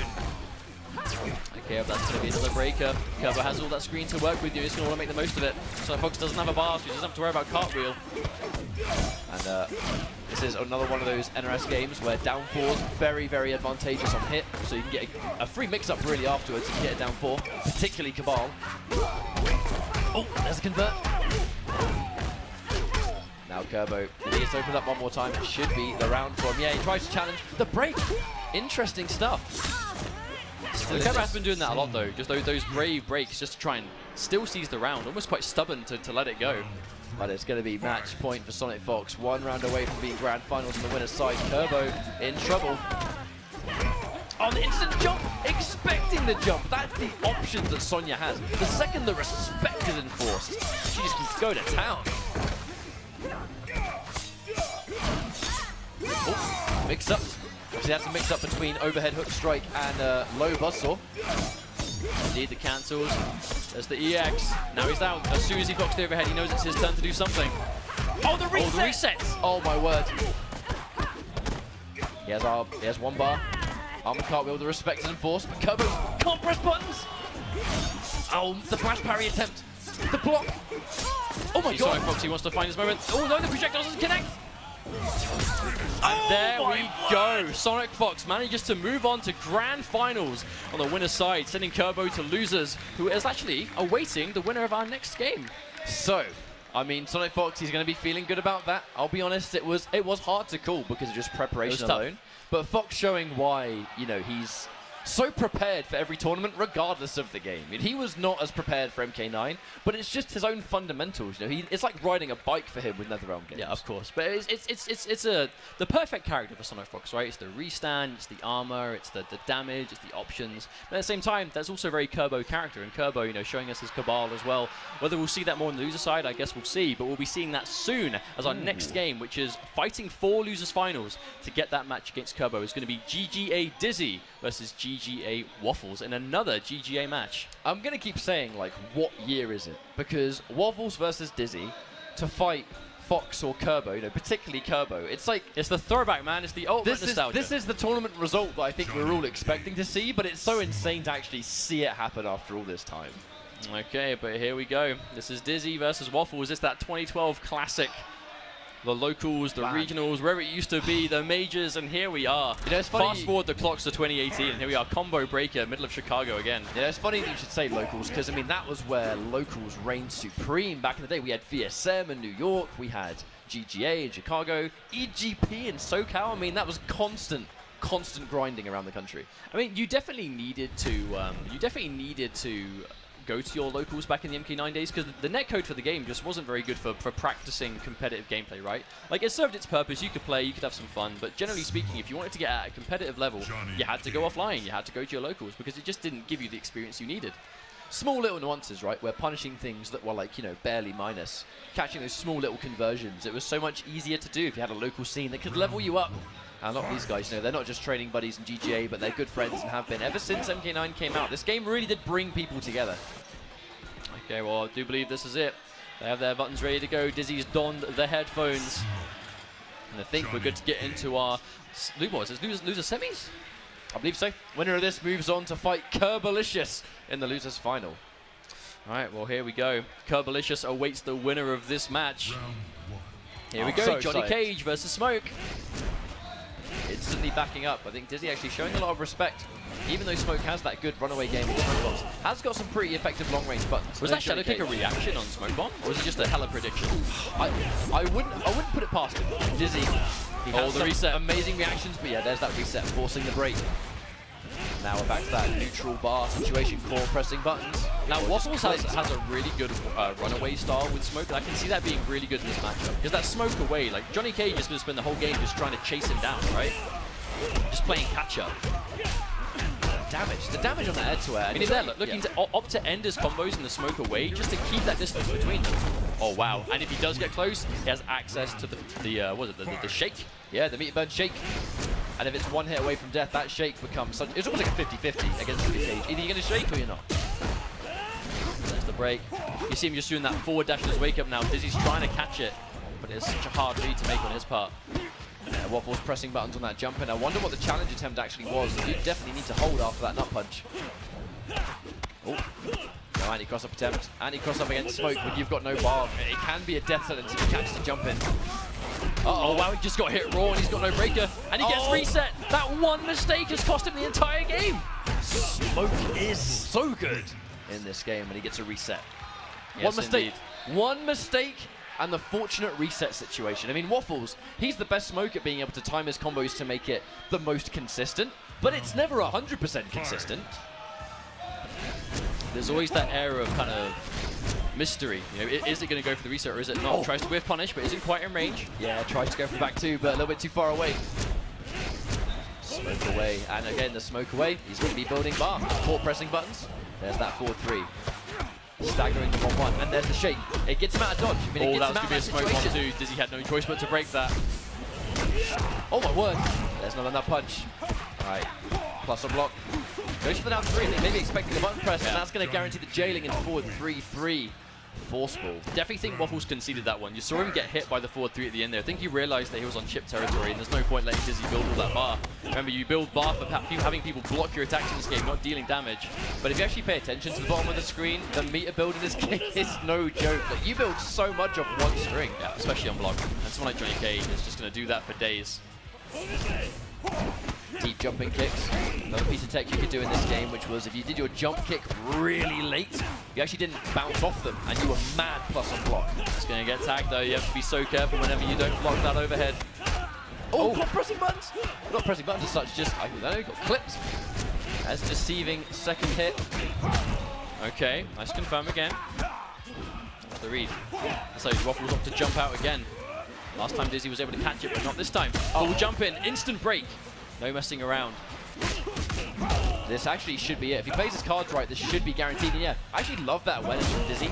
Knowing that if Waffles is going to sit there and maybe look for an opening to escape, maybe Dizzy's going to stagger because he had a little bit of chippable life left.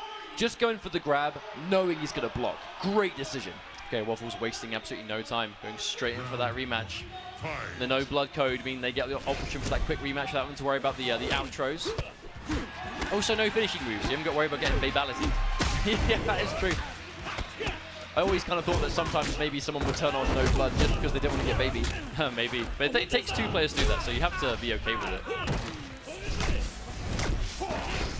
Trying to catch him down again. Yeah, tries to deep jump Nice hit, yeah. Oh.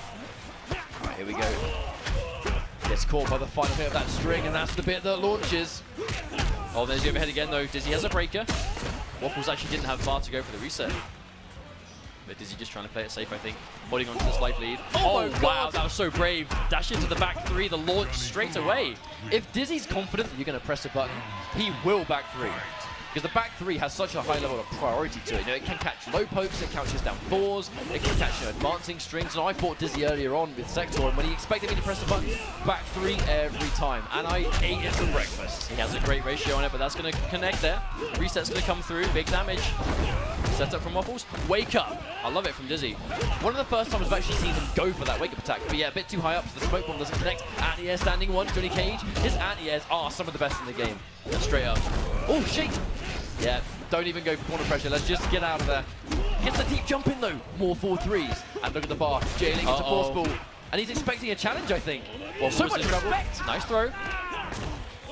Actually, that throw by itself might have kept it in the game, as now Waffles has the space. Down 4 connects. Tries down 2. I love the down 2SM from Dizzy because that was almost guaranteed chip. So the only way that was going to connect is if Waffles messed it up. It's actually mad that Dizzy kind of just gave it so much respect after we had the blocked force ball. It's plus on block. Obviously, these guys know each other really well, so he's going to be, I think, wary of Waffles' tendencies. Yeah, 100%. Whip punish. Oh, no, he tried. He tried. Walked straight into it, and he's lost 2 bars now because of it. That's a lot of damage he's now not going to be able to deal because he hasn't got the resources. The thing is, right, Smoke does reset damage with that bar, but if Johnny Cage has 3 bars and you have nothing, that is block death for days. 100%, yeah. But Dizzy's going to opt to use 2 bars of his own. Dizzy still has enough damage to get some block stuff. Waffles is still relatively starved in the meter department. I always found the invisibility to be really effective with Smoke, because if he whiffs buttons, it's kind of hard to whiff punish him if you're not particularly sure what button he's whiffed. You only really have, I think, you know, a few hints here and there, maybe animation size, but that's kind of it. You have very little to work with. He caught him jumping away. Waffles is now approaching a breaker. Oh, I love the patience from Waffles. Actually waiting for the down 3 to block, so it was his turn, and that's going to guarantee this next game. Yeah, that's it. 2-1 now. Waffles 1 game away from getting his run back against Kerbo. Kerbo is the guy that sent Waffles to losers in the tournament in pool play, so I know he's going to be hungry to get that run back. It was a decisive 3-0, but it's been a long time between now and then. More time to be warmed up as well, especially in this top 8 definitely. environment. You know, Waffles, he's no stranger to a top 8. There's that J-Link, and that's why sometimes he shows respect, because the shake is an answer for it. Oh, there he is, the overhead again. Waffles is managing to hit opponents right as they land from their jump with that overhead all the time. Another throw. I love it, because the down 4s, they're so plus on hit that you almost expect Smoke to press buttons. So dash up grab, super, like right there, super legit, but Dizzy, wise to it 3 times later. Well, the thing is, like, because Smoke's only lows are the down 3 and the down 4 that don't do a lot of damage, your first instinct is to just stand block everything. And if you're just going to stand block, you just get thrown for days. Deep jumping kick, plus on block. Gets hit by the back 3, so he's temporarily somewhat out, but here comes the J-Link. Johnny Cage's 4-3 is so dangerous, but the instant jump kick, what a read! Hold that down for again. Oh, he tried to nut punch, but he got thrown out of it. Wow. That was madness. And he is standing 2. Dizzy breaks. He's still confident he can take it. Oh, the shake challenge again. Waffles is on match point against GGA Dizzy. Here we go. Yeah, 1 round away from eliminating his teammate and getting his run back on Kerbo. Full combo. I love that combo so much. Oh no, he tried to reset off it. Almost. That would have been almost death. Almost death. That would have been incredible. Is he now approaching a breaker, but is it too late? Look at that life deficit. Oh my God. Jump kick. Waffles is just on fire. Yeah, Waffles looking good. No bar for Dizzy. This is worst case scenario. But here comes the staggers. I mean, this has to be it. He has to win through this bit of rushdown right here. Uh-oh, he can't get hit by anything. Dizzy gets opened up. No, he doesn't. There's the anti-air. He has to watch out for shake. Oh, press the buttons. I actually wonder if Waffles was trying to go for the shake there. Yeah, he's not going to go for force ball because he's caught him ducking. Can only go for it if they stand and there's the shake trying to poke. One more of those will do it. Only a few hits. There it is, a shake again, back to back. Waffles is ready with it consistently and will be eliminating another GGA teammate. as he's going to stay on the station, and Kerbo, without wasting any time, comes straight up, hungry to get back in. Now this is going to be losers finals. Winner of this is going to be fighting Sonic Fox in grand finals, so there's all to play for still. I mean, any of the 3 guys that are left in the tournament would be like an insane champion to win. You know, if Sonic Fox wins, it's the continuation of the streak, showing that he is still super dominant at the game. Kerbo winning is what a lot of people kind of expected to happen. So for him to do so would be nice to kind of cement it that he is a top player of MK9. And Waffles, we haven't seen Waffles in ages. This is his game as MK9. I mean, we'll never forget Kerbo's first entry to offline MK9. It was MLG, where people were kind of naysaying Kerbo. They weren't taking him that seriously. I believe he lost like near first round. I think it was like Forever King. I think beat him in winners, and then if I remember right, it was Forever King. He had the losers run from hell and got top 3, if memory serves me correct. And he was delivering babalities in losers left, right, and center. Yeah, well, I mean, he's doing it now, so it's nice to see things haven't changed. Yeah. Now, I believe he played Cabal in pool play, so we're going to see him play Cabal again. I mean, it wouldn't be a bad call. Cabal, I think Cabal has got a really good way of dealing with smoke, because he's in the air so often. Obviously, you have to watch out for shake, but the way you kind of approach smoke, Cabal has all the tools to get it done, because he's basically a Swiss Army knife with loads of knives. Basically, that's Cabal in a nutshell. And Nomad Dash and first hit, taking the reset potential away from Waffles. And here comes that Nomad Dash cancel pressure. So plus. But we did see Waffles play this matchup really well versus Super, so he definitely seems to know the matchup. It's just Kerbo has this distinct aggressive style. Also, we've seen a couple of those meter burn Nomad Dashes. He's spent a couple, and he's still had bar to break. Like, this guy's built like 5 bars already, and there's a whip punish on Nomad Dash again. Couple of reps. There's the restand. Oh, and he must have expected a grab or something. He must have expected it. What? He's just building bar and insane execution. Kerbo being a bit of a showman right now. Yep. You whiff those Nomad Dashes. You kind of see these little bits. When a Nomad Dash connects, you kind of see Gas Blast's whiff, you see Nomad Dash's whiff. Because if you're crisp, it's just free bar. You know, was that punish from Gas Blast? He did the standing good. Reset. Oh, wow. Every single time Waffles has reset, Kerbo has had the bar to break. Uh-oh. Full combo. I don't think he's going to break, actually. I think he's going to save it. Because obviously, if he catches Kerbo now, he's going to win the round because he has no bar to break. But will he get the chance? Yeah, he just needs to bank on landing the hit first. Patience, the shake coming through. Ooh. A little bit too far away for the back 2 to connect. There's a shake again. 2 of them back to back now. But Waffles hasn't got a breaker anymore. In this matchup in particular, the fact that Waffles is his consistent way to escape Nomad Dash cancel pressure being the shake that you need to spend a bar for. Oh no! He didn't go for the unbreakable. A 3 down 4. He's doing Kerbo is determined to not cave and block high. That's always the mix-up with smoke. How many down 4s do you eat before you eventually block low and then BAM! Overhead and you're dead. Go for those jump-ins so much, and at any point he could grab. That's why the pressure was so real. Oh, there's the miss. Yep, if you mistime it by 1 moment and it's punishable on block, that's why you've got to be quick with your execution. Also, there's the danger, right? If you drop a combo against someone like Smoke, that one punish could turn into a dead life bar. Brave throws, escape right there. And that could have gone pear-shaped. Nomad Dash cancel. Waffles had a breaker though. Oh, but my word, Kerbo, the brave stuff straight away. Just not afraid. Kerbo, he's never been the kind of player that's shy of big decisions. Oh, but that was a bit too big. You live by the sword, you die by the sword. And that's going to be the first game. He didn't even need that reset. The damage would have been sufficient, but he gets it anyway because the game just decided he deserved it. There we go. You did say that Waffles has had a lot of time to kind of warm up and get ready during this top 8, and we're definitely kind of seeing it now. This was very one-sided back in pool play, but this is a different Waffles now than we saw earlier. This is the Waffles that we remember. This is the crazy, defensive, amazing micro decision-making Waffles that we used to watch so many years ago. And here he is. Pressure for days. Waffles, it was going to be risky for him to try and shake this because he's only got 1 bar to defend against it. Are you going to throw your only bar away on 1 interrupt? Oh, Kerbo just being relentless, going in for the teleport because he has to try anything to get out. Uh-oh, clean jump. Yeah, break immediately. Do not get reset to death. The full life bar gone, but this could be a chance for Waffles. Is Kerbo going to break? He's going to wait and see if it resets, and now he has to break. I like that though. He wanted to make sure that the reset was going to happen beforehand, just to not accidentally and preemptively waste it. Oh no! Goes in for the Nomad dash, but it doesn't work. Waffles doesn't get the reset though. He's still alive. Goes in for the counter or something. Doesn't work out with the interruption. Wow. Wow. Waffles literally jumping out of his chair because of that. He's going to be pumped up. He's going to be 100% pumped. Now Waffles, he takes this round. It is going to be a 2-0 for the Smoke right now. Well, still a bit of an ask considering Kerbo has up so much life. Oh, just a Nomad dash cancel pressure. It's just so aggressive, overwhelming. But he misses the last hit. Yeah, he drops the 4 on the end. That's unfortunate. There's the grab. I mean, trying to break that grab, it's risky business with the plethora of tools that Cabal has as well. But Kerbo in a good position now. Full bar. Oh, wow. Raw smoke bomb gets that breakout straight away. Oh my overhead kick, that could have been huge. Yeah, it could have been, but he wasn't prepared. Clean jump in. Yeah, there's the break. Uh-oh. And yeah, standing 2. Let's go. There's the pressure. The jump in. Oh, the read was on point. He was just a bit too far away for the jump to land.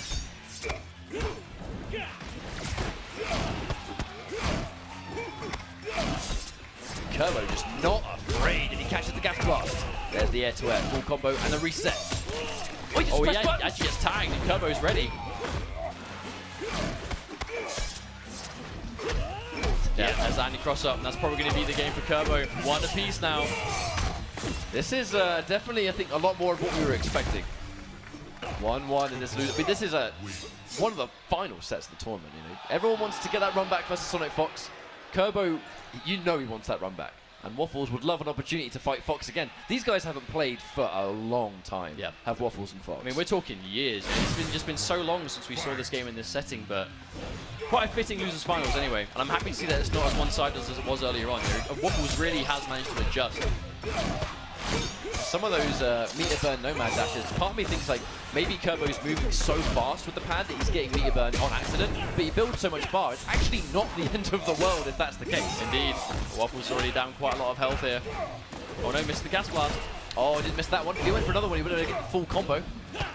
Yeah, it doesn't even want to. I actually respect that from Kerbo, not even risking an anti-cross-up. Because you don't want to eat a full combo into a reset death. Oh wow. My god, no fear! I mean, he did have a breaker, so I guess it wasn't the end of the world if he got blocked by that. I mean, that's always been a big thing about MK9. You can't afford to take risks if you have a breaker, especially with how fast you build bar. Particularly the higher tier characters that do get you blocking for days. You know, meter build is not going to be something you're short on. Oh my god, and the second you try and press the button, you're down 3s, which is plus on hit. Well, there's another grab. I love the way Kerbo is using those. I mean, Waffles is obviously content to block because you kind of have to with Cabal, but that does mean that grabs are a big threat. Quickly jump in. Yep, there's the shake. Yeah, just went for another grab too. I think that's why we see the shake. It really is just a get off me move. It's not to do damage to Cabal, it's just to get Cabal off his face. Oh my god, Waffles is not in a good position though. He needs to get a reset, but yeah, that's almost block damage. Yeah, down 1, that's going to do it. Okay. That's 2-1 to Kerbo now, 1 game away from getting the run back. Close games right here. I mean, Kerbo definitely has kind of turned up as well. You know, Kerbo in game 1, there's a chance. Do you reckon he was maybe a little bit down over what happened in winners against Sonic Fox and just needed a little bit of time to get back into his normal self, perhaps? It's very likely. You know, we definitely could have seen it. Because, you know, Kerbo, these guys thought earlier it was a dominant win for Kerbo. He knows he has what it takes to actually beat Waffles. And after that first game, he really has turned up the dial. And another anti-air Nomad dash. He's going to get the reset. Standing 2 into Nomad dash actually is an infinite if you have perfect execution. Oh wow, so hard to do. He baited out the shake, but still pressed the button too early. Obviously, we've seen so many Cabal players over the years that just were out of this world. One of the big ones, you know, being Rio. Shouts to Rio. I mean, of course, cannot forget Rio. Premier Cabal player for the longest time. Kerbo sort of taking that mantle right now. Oh wow, raw smoke bomb. And Kerbo actually doesn't have a breaker. Oh no, he dropped it! Forward doesn't connect. Oh, and he crossed up. And then you see Waffles trying to go for that conditioning. You know, the overhead is what gets Smoke the majority of his damage, you know, potential for those resets. So he wants you to block. He wants you to block low because he wants you to get hit by the overhead. That's why you see Smoke players go for like 5, 6 down 4s in a row. It's all just trying to get you to crouch. Right, lands a clean opening. No breaker on the side of Kerbo. Right. Yeah, he's going to take the damage for what it is. I think he's going to wait until Kerbo has, like, you know, almost no meter before trying to go for it. But now it might not even be his decision to make. And there's the flash parry, using the armor and the cancel to just walk through whatever they did. Okay, this might be it. One more rep. One hit here, and that's going to be it. Oh! He connects the back two for airborne. The blocks. Oh But my he missed. god, the whiff! No, he doesn't confirm it, but it won't matter as Kerbo is going to be taking out Waffles at the tournament and getting his run back against Sonic Fox. But I mean, props to Waffles for getting so far and having such an impressive showing anyway. Obviously, it's been quite a while since we when we all had the chance to see this, so Waffles it's showing up in force. It is so good to see all these guys again. Shouts to Waffles for getting as far as he did. You know, the smoke of the world without a shadow of a doubt. No, absolutely. And still to this day, the best smoke around. But it's time for our grand finals of Mortal Kombat 9 at Combo Breaker 2018. It's going to be Kerbalicious on the loser side, and then the Eternal Echo Fox, Sonic Fox, on the winner's side. All suited up as well. You know, is this the first Combo How does he Breaker we've play seen? in that? I mean, evidently quite well. It's just, I mean, it is kind of remarkable, to be fair, because there's no getting around the fact that it's going to be harder to play video games in that. But not hard enough that you can't win major championships, apparently. Indeed. Still, though, this is what it all boils down to. We've all come together to play MK9 again for what could be one last time competitively. And it boils down to Sonic Fox, who is still the reigning EVO champ, against Kerbalicious, the young Kerbalicious, returned to us again all these years later. And I believe Kerbo is running Cabal from the start. Now we're going to see the button check, or they're going to go straight in. I think a grand finals Cabal versus Sonya wouldn't be too unbelievable. These two characters at the top of the tier list, but they're going to be button checking first. I will say, it's quite a fitting character matchup, right? Cabal versus Sonya in grand finals of Combo Breaker is about what we expected. But this is it, guys and girls. Grand finals for Mortal Kombat 9. Let's get this going. Now, what we get, I'm actually really curious. I'm going to say to the crowd right now, if you like Kerbalicious, give us some noise. All right, that's not too bad. But if you like the Fox, give us some noise. All right, so it sounds like I think the crowd slightly favors Fox, but Kerbo's got some love as well. Cabal is definitely a character that can get the job done. Now, I wonder, on this loser side, is Kerbo going to be warmed up? Is he going to be aggressive? He can't drop a single Nomad dash because Fox will make him pay for it. Oh, or he can just do it like that. He didn't even have a breaker. That was just a hard read on Kerbo's part. Got to watch out for that grounded gas blast. If you don't do the instant air, that's not a great situation to be in, especially against Sonya Blade. You can see that, I don't want to say the fear, but Kerbo really having the respect of Sonya, right? He is content just going for so many gas blasts because he just needs to keep this character as far away as possible, or as long as possible. Is the interrupt right there. If he goes forward, more into overhead, if you get the good read on that, you're going to get a full combo, especially if you got a fast jab. Sonya with one of the faster jabs in the game. And there's that wake-up reversal again, but it did make, I mean, I'm not sure if it reverses the inputs, but at the very least, it did make Kerbo dash in the wrong direction. Yep, oh, there we go. Meteor Burn Ring Blast, just so you can't crouch it, just to get that guaranteed bit of chip damage, and Sonic Fox is going to take this first round. Full screen game though, Kerbo does have a little screen, build some of that bar up. If ideally you can build a breaker by the time your opponent gets in, you're going to keep yourself a lot safer. He does have Sonic Fox back to the wall. I don't think he even wants corner pressure. I think he's just content to play the game mid-screen. Just don't give him the space. Well, Cabal doesn't need the corner to be effective. That's always been what makes the character so strong. Anywhere on screen, he's in control of the situation. And another interruption, Sonic Fox. With the awareness, young man reactions. Wow, that was beautifully approached by Sonic Fox. That dash block, dash block, dash block. And the second he got in range, Meteor Burn cartwheel. Ooh. This isn't going to be over, but one more opening might be. Oh my god! Arc kick! Oh my goodness! He's dead. And that's it. One game on the board already, and he gets the fatality this time! You know he spent the whole time in the crowd going, how do I do it again? There it is. Now we got it. I mean, it took like 5 goes, but we got there in the end. So game number 1, I got to say, that was good fashion. Convincing fashion. Absolutely. And Kerbo still looking in good shape, but at the end of the day, he is in loser side, and it's historically in the NetherRealm community, it has been quite difficult to not only win grand finals against Sonic Fox, but to do so when you've got to reset him first. It's historically been quite a task. Absolutely, and I feel like of all the characters that can really bring it to Cabal, I think Sonya really is one of those characters because of mobility, because of aggression. But you know, any character in the game, if they block that down forward to military stance, you kind of have to hold it because it is so plus. all of the on-hit things to, deny the wake-up attack situation, deny armor situations because she's so advantageous. Kabal has to hold that much like everyone else in the game. Has up the patience. I love it. Kerbo is managing to hold himself back now. He's trying to bait it out the best he can. There's the low. Yep, at any point he can go for the overhead strike or the low buzzsaw. It is going to be somewhat of a mix-up, although a little bit reactable. I know the buzzsaw's a bit quicker. I'd say Fox is definitely not been getting hit by too many of that. Even though it is a mix-up, he's definitely ready to deal with it. Here's that dash block again. I mean, the patience. He has to deal with crazy mix-ups. Down 4, cartwheel from that range, connected.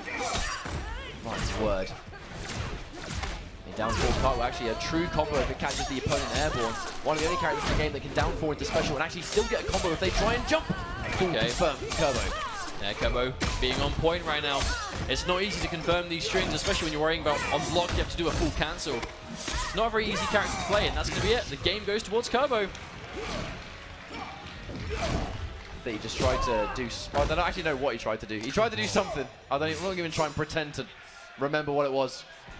But the important thing is he got a game. Indeed. I mean, that's going to be good for him, his kind of like mental game, right? Knowing that he is able to take a game here with Kabal. I don't think, did he take a game with Kabal on the other side? No, he changed to it. I know he came close to, but just Fox just, had the edge on him basically. But looking better in this grand finals, I think Kabal really is the solution here. Oh no, full string doesn't connect, but keeps himself safe anyway. Oh, the jump in completely misses. Oh wow. My god, armor meets armor. It's a rare trade seeing armored moves collide the way they do. I think he tried to flash parry, but a little bit potentially late. Got caught when the armor had actually disappeared. Oh, conversion on the gas blast. And there's that reset. Pressure for days. Yep, expecting an interrupt, so he goes in for the buzzsaw, goes in for it again. Yep, sweep the leg. Okay, Kerbo looking tidy. Not looking like he's being so afraid anymore. Oh, I had that last minute decision to go for the kick instead. That was definitely like an anti-airable distance. Yeah, if you're on point with those gas blasts, I mean, it really is so difficult to get in on. He catches final hit. That actually could be a matchup changer here, because Sonic Fox has gotten so much mileage out of the forward dash and the cartwheel, and Kerbo was able to just break the armor. Or at least attack him when the armor had ran out, at least. Down ones are going to collide. Kerbo once again goes for the overhead. No interruption attempt from Sonic Fox. I think he's getting a bit wary of those buzzsaws that are hitting him. Yeah, and Kerbo, he's really trying to not get interrupted here. And he crossed up. He's got a breaker, but no opportunity to spend it. Here comes Kerbo. Okay. Second game. Yeah, that's a big deal for Kerbo now. 1 game away from resetting the bracket already. Again, it's crazy how fast these sets are going by. I mean, it literally is in the blink of an eye. It's such a fast game. And especially when you've got characters like Kabal, like Sonya, like Johnny Cage, Smoke. These characters that just make your life bar just disappear. Yeah, there's the grab. I mean, I'll say it before and I'll say it again. Teching grabs against Kabal, Nomad dash cancel is so risky. Any meteor to hit confirm will do the job afterwards if he thinks you can attack.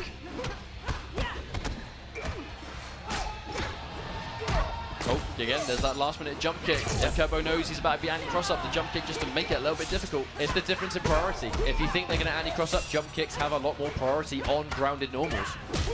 Oh wow, a raw uppercut. Tries to wake up Nomad dash, but a little bit too active on that ring blast.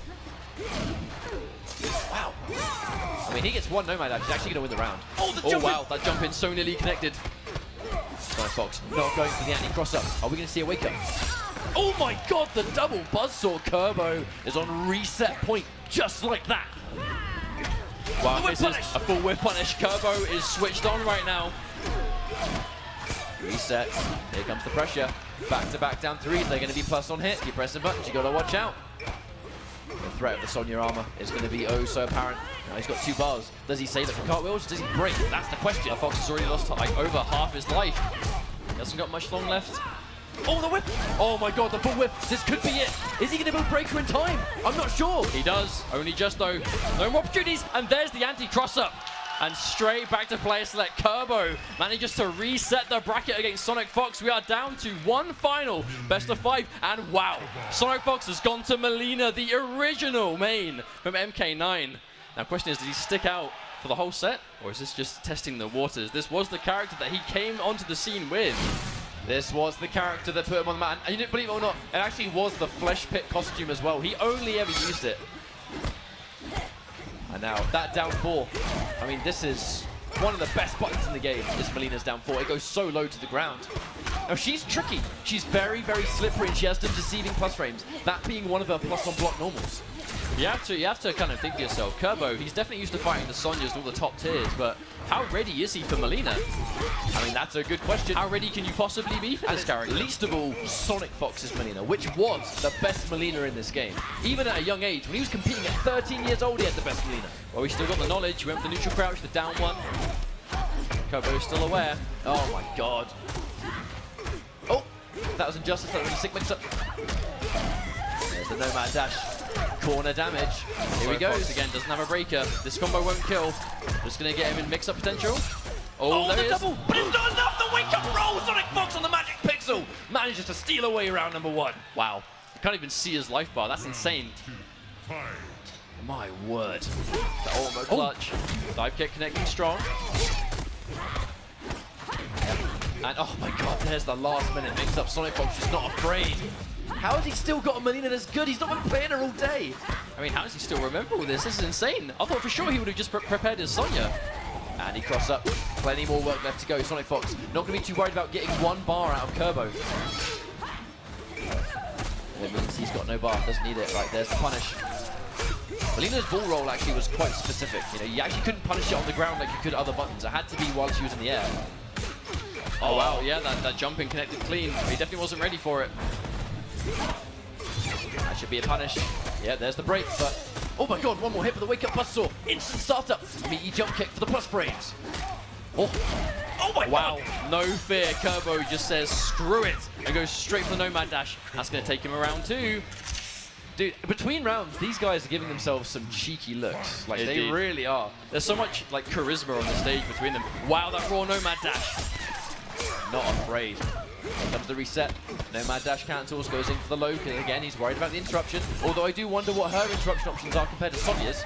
I mean, Kerbo definitely remembers how to punish these. I mean, the dive kick was such a crucial thing to take away in this matchup, and Kerbo knows. Oh wow, cancels it. The reactions from Kerbo. So Sonic Fox had a really strong round 1, but it's definitely starting to get away from him now. Now Kerbo has built that bar. Oh, no! The down 4 actually goes somehow through deep jumping kick. Oh my lord, this could be a huge turn of events for the game. Don't drop this. Is that going to do enough? Should be a game. I believe so. He's going to get a reset on this. Guaranteed chip damage, and there's nothing Fox can do but to try and hold up and pray that Kerbo mistimes it. Right, so Kerbo not only reset the bracket, but won the first game of the reset. You know he's feeling some kind of momentum right now. This could be huge. Cabal was definitely the best choice. Yeah, absolutely. The switch to Cabal has been night and day. You know, he looked good in the mirror, but it just doesn't hold a candle to how comfortable he seems with Cabal by comparison. Goes in for the jump kick on the cross-up again, expecting a down 1 or something. Full combo from Fox. He had a good start last time though, and it did slip away from him. It did, but you already seen the difference from when you don't have the access to the armor, like her damage output isn't quite as severe. You can definitely see the difference in characters. My word, he didn't even need the deep jump kick. The forward full connects regardless. The cancels are huge, spending bars. Oh wow, the raw roll. Sonic Fox with a huge read. Fully unsafe on block, but I think it really is risk versus reward, which is what Fox was known for back in the day. High risk, high reward. I think it was... Oh my god, speaking of high risk, high reward. I think it was his Melina that really kind of gave him that reputation, especially with the way he used to play her. Restand. Does he get it? Oh, he presses buttons. Instant break. Oh my god! Lord Kerbalicious! He fears no one. Absolutely no one. Sonic who? Uh-oh. Uh-oh. No, he missed the knee. Sonic Fox playing a lifeline here, and he will take it. Oh my word. Yeah, good dive kick. Excellent stuff from Fox. Still in it. You know, he's not getting frazzled at all. Still playing fundamentally strong, but just wow, nice. Kerbo making the crazy reads. Uh-oh. Oh. Good stuff from Fox, actually, because he still has access to his bar. Didn't have to break that. Yeah, there's the situation. I love that the setups he would do where he would whiff the dive kick on purpose to be point blank to get set up. It was really smart stuff. Yeah, well, it's clearly working out for him, and he's going into this round with a full stick of butter as well. 3 bars to work with. Having a breaker, jump again. It's so important to have a breaker in this game. Like, it's night and day. Cancel again. The second you try and press a button, you're down 3s. It's so demoralizing with the crush It comes out again. Can't press buttons against Cabal when he goes for it. Okay, this round is going to be one of those crucial turning points. If Kerbo wins this and he's one game away from winning, you know he's going to be feeling it. But if Sonic can get this run back to tie it, it's going to be so much better all around. Kerbo's getting some really, he's trying to punish that roll, but he's getting some really funky conversions and it's just not working out. Yeah. It's allowing Fox to keep his bar because he doesn't need to break because the combo's being dropped. So even though this is like the second game of the reset, Kerbo's actually looking more uncomfortable in this one than he was in the first. I definitely agree. There's also the chance that Sonic Fox is obviously just getting a bit more used to the character change, remembering how to play the matchup generally with Lina. And that huge read is basically what won him the first round, and it's probably lost him the game, unless he can get a clean hit now. Which is definitely possible. This is Cabal we're talking about. Oh my god, the pressure is real. The pressure is real for the NJP! An NJP there? That was a galactic read! It's like Sonic Fox, he had a success in Mortal Kombat X and he brought a few things back with him. What, Instant NJP? Instant NJP is one of them. Hell yeah. Well, we're now 1-1 after this bracket We reset. are indeed. Are we going to be trading games until the bitter end? That's what we want to find out. This is what we came here for. This is what we were hoping to see. It's going to be 1-1. Melina getting the job done. Oh no, misses completely. No first hit got so far. Oh, and it's going to go to Kerbo. Wonderful read on the down 4. If you're going to try and poke with the down 4, Nomad Dash, just chews that up for breakfast. Oh, another big hit on the roll. I mean, to be honest, I do respect it. The rolls are unsafe, sure, but it just is it's trying to occupy that neutral space, so Kerbo just can't do, well, this, right? Oh. It's trying to get him to worry about something, you know, something to think about, so he can't just go ham. He did it again. He did it again. But it's and again. The reactions on the jump He did it again. Right, there's the grab. Oh my... Or press the buttons, but the conversion from Fox. Now that's the combo. That actually looked like a drop combo before, but it just seems to be some crazy conversion. Oh! That should be guaranteed. Oh no, one. he missed it. Yep. Really nice side toss timing, but there's the delay from Kerbo, just this time waiting for the side toss and then reacting accordingly, rather than doing the down 1 preemptively. Oh, conversion. It makes you wonder if those raw dashes are really kind of putting that. I don't want to say fear in Sonic Fox, but he's definitely concerned about it. I mean, I think they do put the fear in you. If you're against a Cabal that just is not afraid, he tried to go for the anti-air there again, didn't quite work, but if he's not afraid to go for those full screen dashes, it's a full combo into setup, into pressure. You know, like the reward on those Nomad dashes is insanity, and there's a conversion. He's going to build a breaker, only if he gets opened up again. There's one more chance! Wow. They're going to trade one bar for 2. Now, no one with any resources left, but Kerbo with the round advantage. It's pressure. Sonic Fox doesn't want to give him any opportunity to breathe. And that kick. Wow. Oh my god! He just gets the meaty outright Fox. I mean, you really felt like that was going to be his round to win. Waiting for the anti-cross-up, but it wasn't there. No, showing the respect. But Kerbo now 1 game away from taking the tournament. He's already reset the bracket. He's now up 2-1. I mean, it's been the character change to Melina has really changed the pace of this grand finals, I feel. It's really slowed the matches down. But I mean, it needs to. Melina is not the character that can play at the same pace as Sonya. I mean, it kind of really enforced just how difficult it actually was to play Melina at this level against this tier of characters. You know, Melina, she wasn't a top 5 character. She had matchup issues. She was a lot of work, you know. But the fact that Fox can use this character against the likes of Cabal and be in grand finals and look strong is so impressive in its own right. There you go, Kerbo looking good here again. This is going to be a full corner combo. Gets the reps. There's the setup. Oh no! Yeah, he drops the Nomad Dash. That's going to be a full combo punish, and that's why you've got to make sure your counters are on point. I always think Fox, there's the break. I always feel like that wake up was a reaction. Like that's such a telegraphed up form. My lord, he did it again. He just doesn't care. But that was at a range that the down 4 was a threat. I think he was just trying to whip punish the down 4. And that's going to be reset. Oh, I like that. I like that option from Sonic Fox. The roll was the only thing that could get away from the chip. But regardless, Kerbalicious is now on tournament point. If he can take this round from Sonic Fox, he will be a combo breaker champion for Mortal Kombat 9. And he cross up roll. This is good. Signs of life from Sonic Fox. As I'm in the corner, Melina's corner damage and her corner pressure is really scary. Here we go. Oh, wow. There's weird cross-up stuff going on. Really, there wasn't a block button. There's the cancels again. Oh, he connects it. I love the hit confirm. The second Kerbo saw. He was ready to hit that Nomad Dash and let it rock. I mean, if you play the game, at this speed, you're going to be able to hit confirm something like a forward 4. That's so impressive. Here comes the reps, and here comes the reset. This could be a tournament-winning setup. Can he get out of this? Oh, he blocked it! He's going to bet the farm! And this should be the combo. No, he drops it! Uh-oh. Has he given us the reactions! And Kerbalicious with the amazing reactions is going to be your Combo Breaker 2018 champion for Mortal Kombat 9. Give some noise to our new champion. Kerbo came here to play. He called out Fox online, he was confident, and he bodybagged his way into this top 8. He had to fight for it in the top 8, but he was able to be the champion against Sonic Fox. That was the grand finals we wanted to see, but I gotta say, huge props to Kerbo for bringing his A game, but being confident from start to finish. Wow, incredible. Absolutely incredible stuff. And obviously, huge shout outs to Sonic Fox for getting second place and managing to get grand finals winner's side. Obviously, a champion in his own right, but today, the crown goes to Kerbalicious, and how deserved. This guy has been playing every day from February to now. I don't even know how he's been practicing, like who he's been playing against, but clearly came ready and prepared and is going to be your winner today. I feel like that was the exact tournament we wanted to see. I had fun. It was, I mean, obviously shout-outs to Rick, the Hado and the Combo Breaker team, NetherRealm for supporting this tournament, NetherRealm for making Mortal Kombat 9. But I mean, this was such a celebration of the game that started the journey for basically every single one of us. This was our first serious game.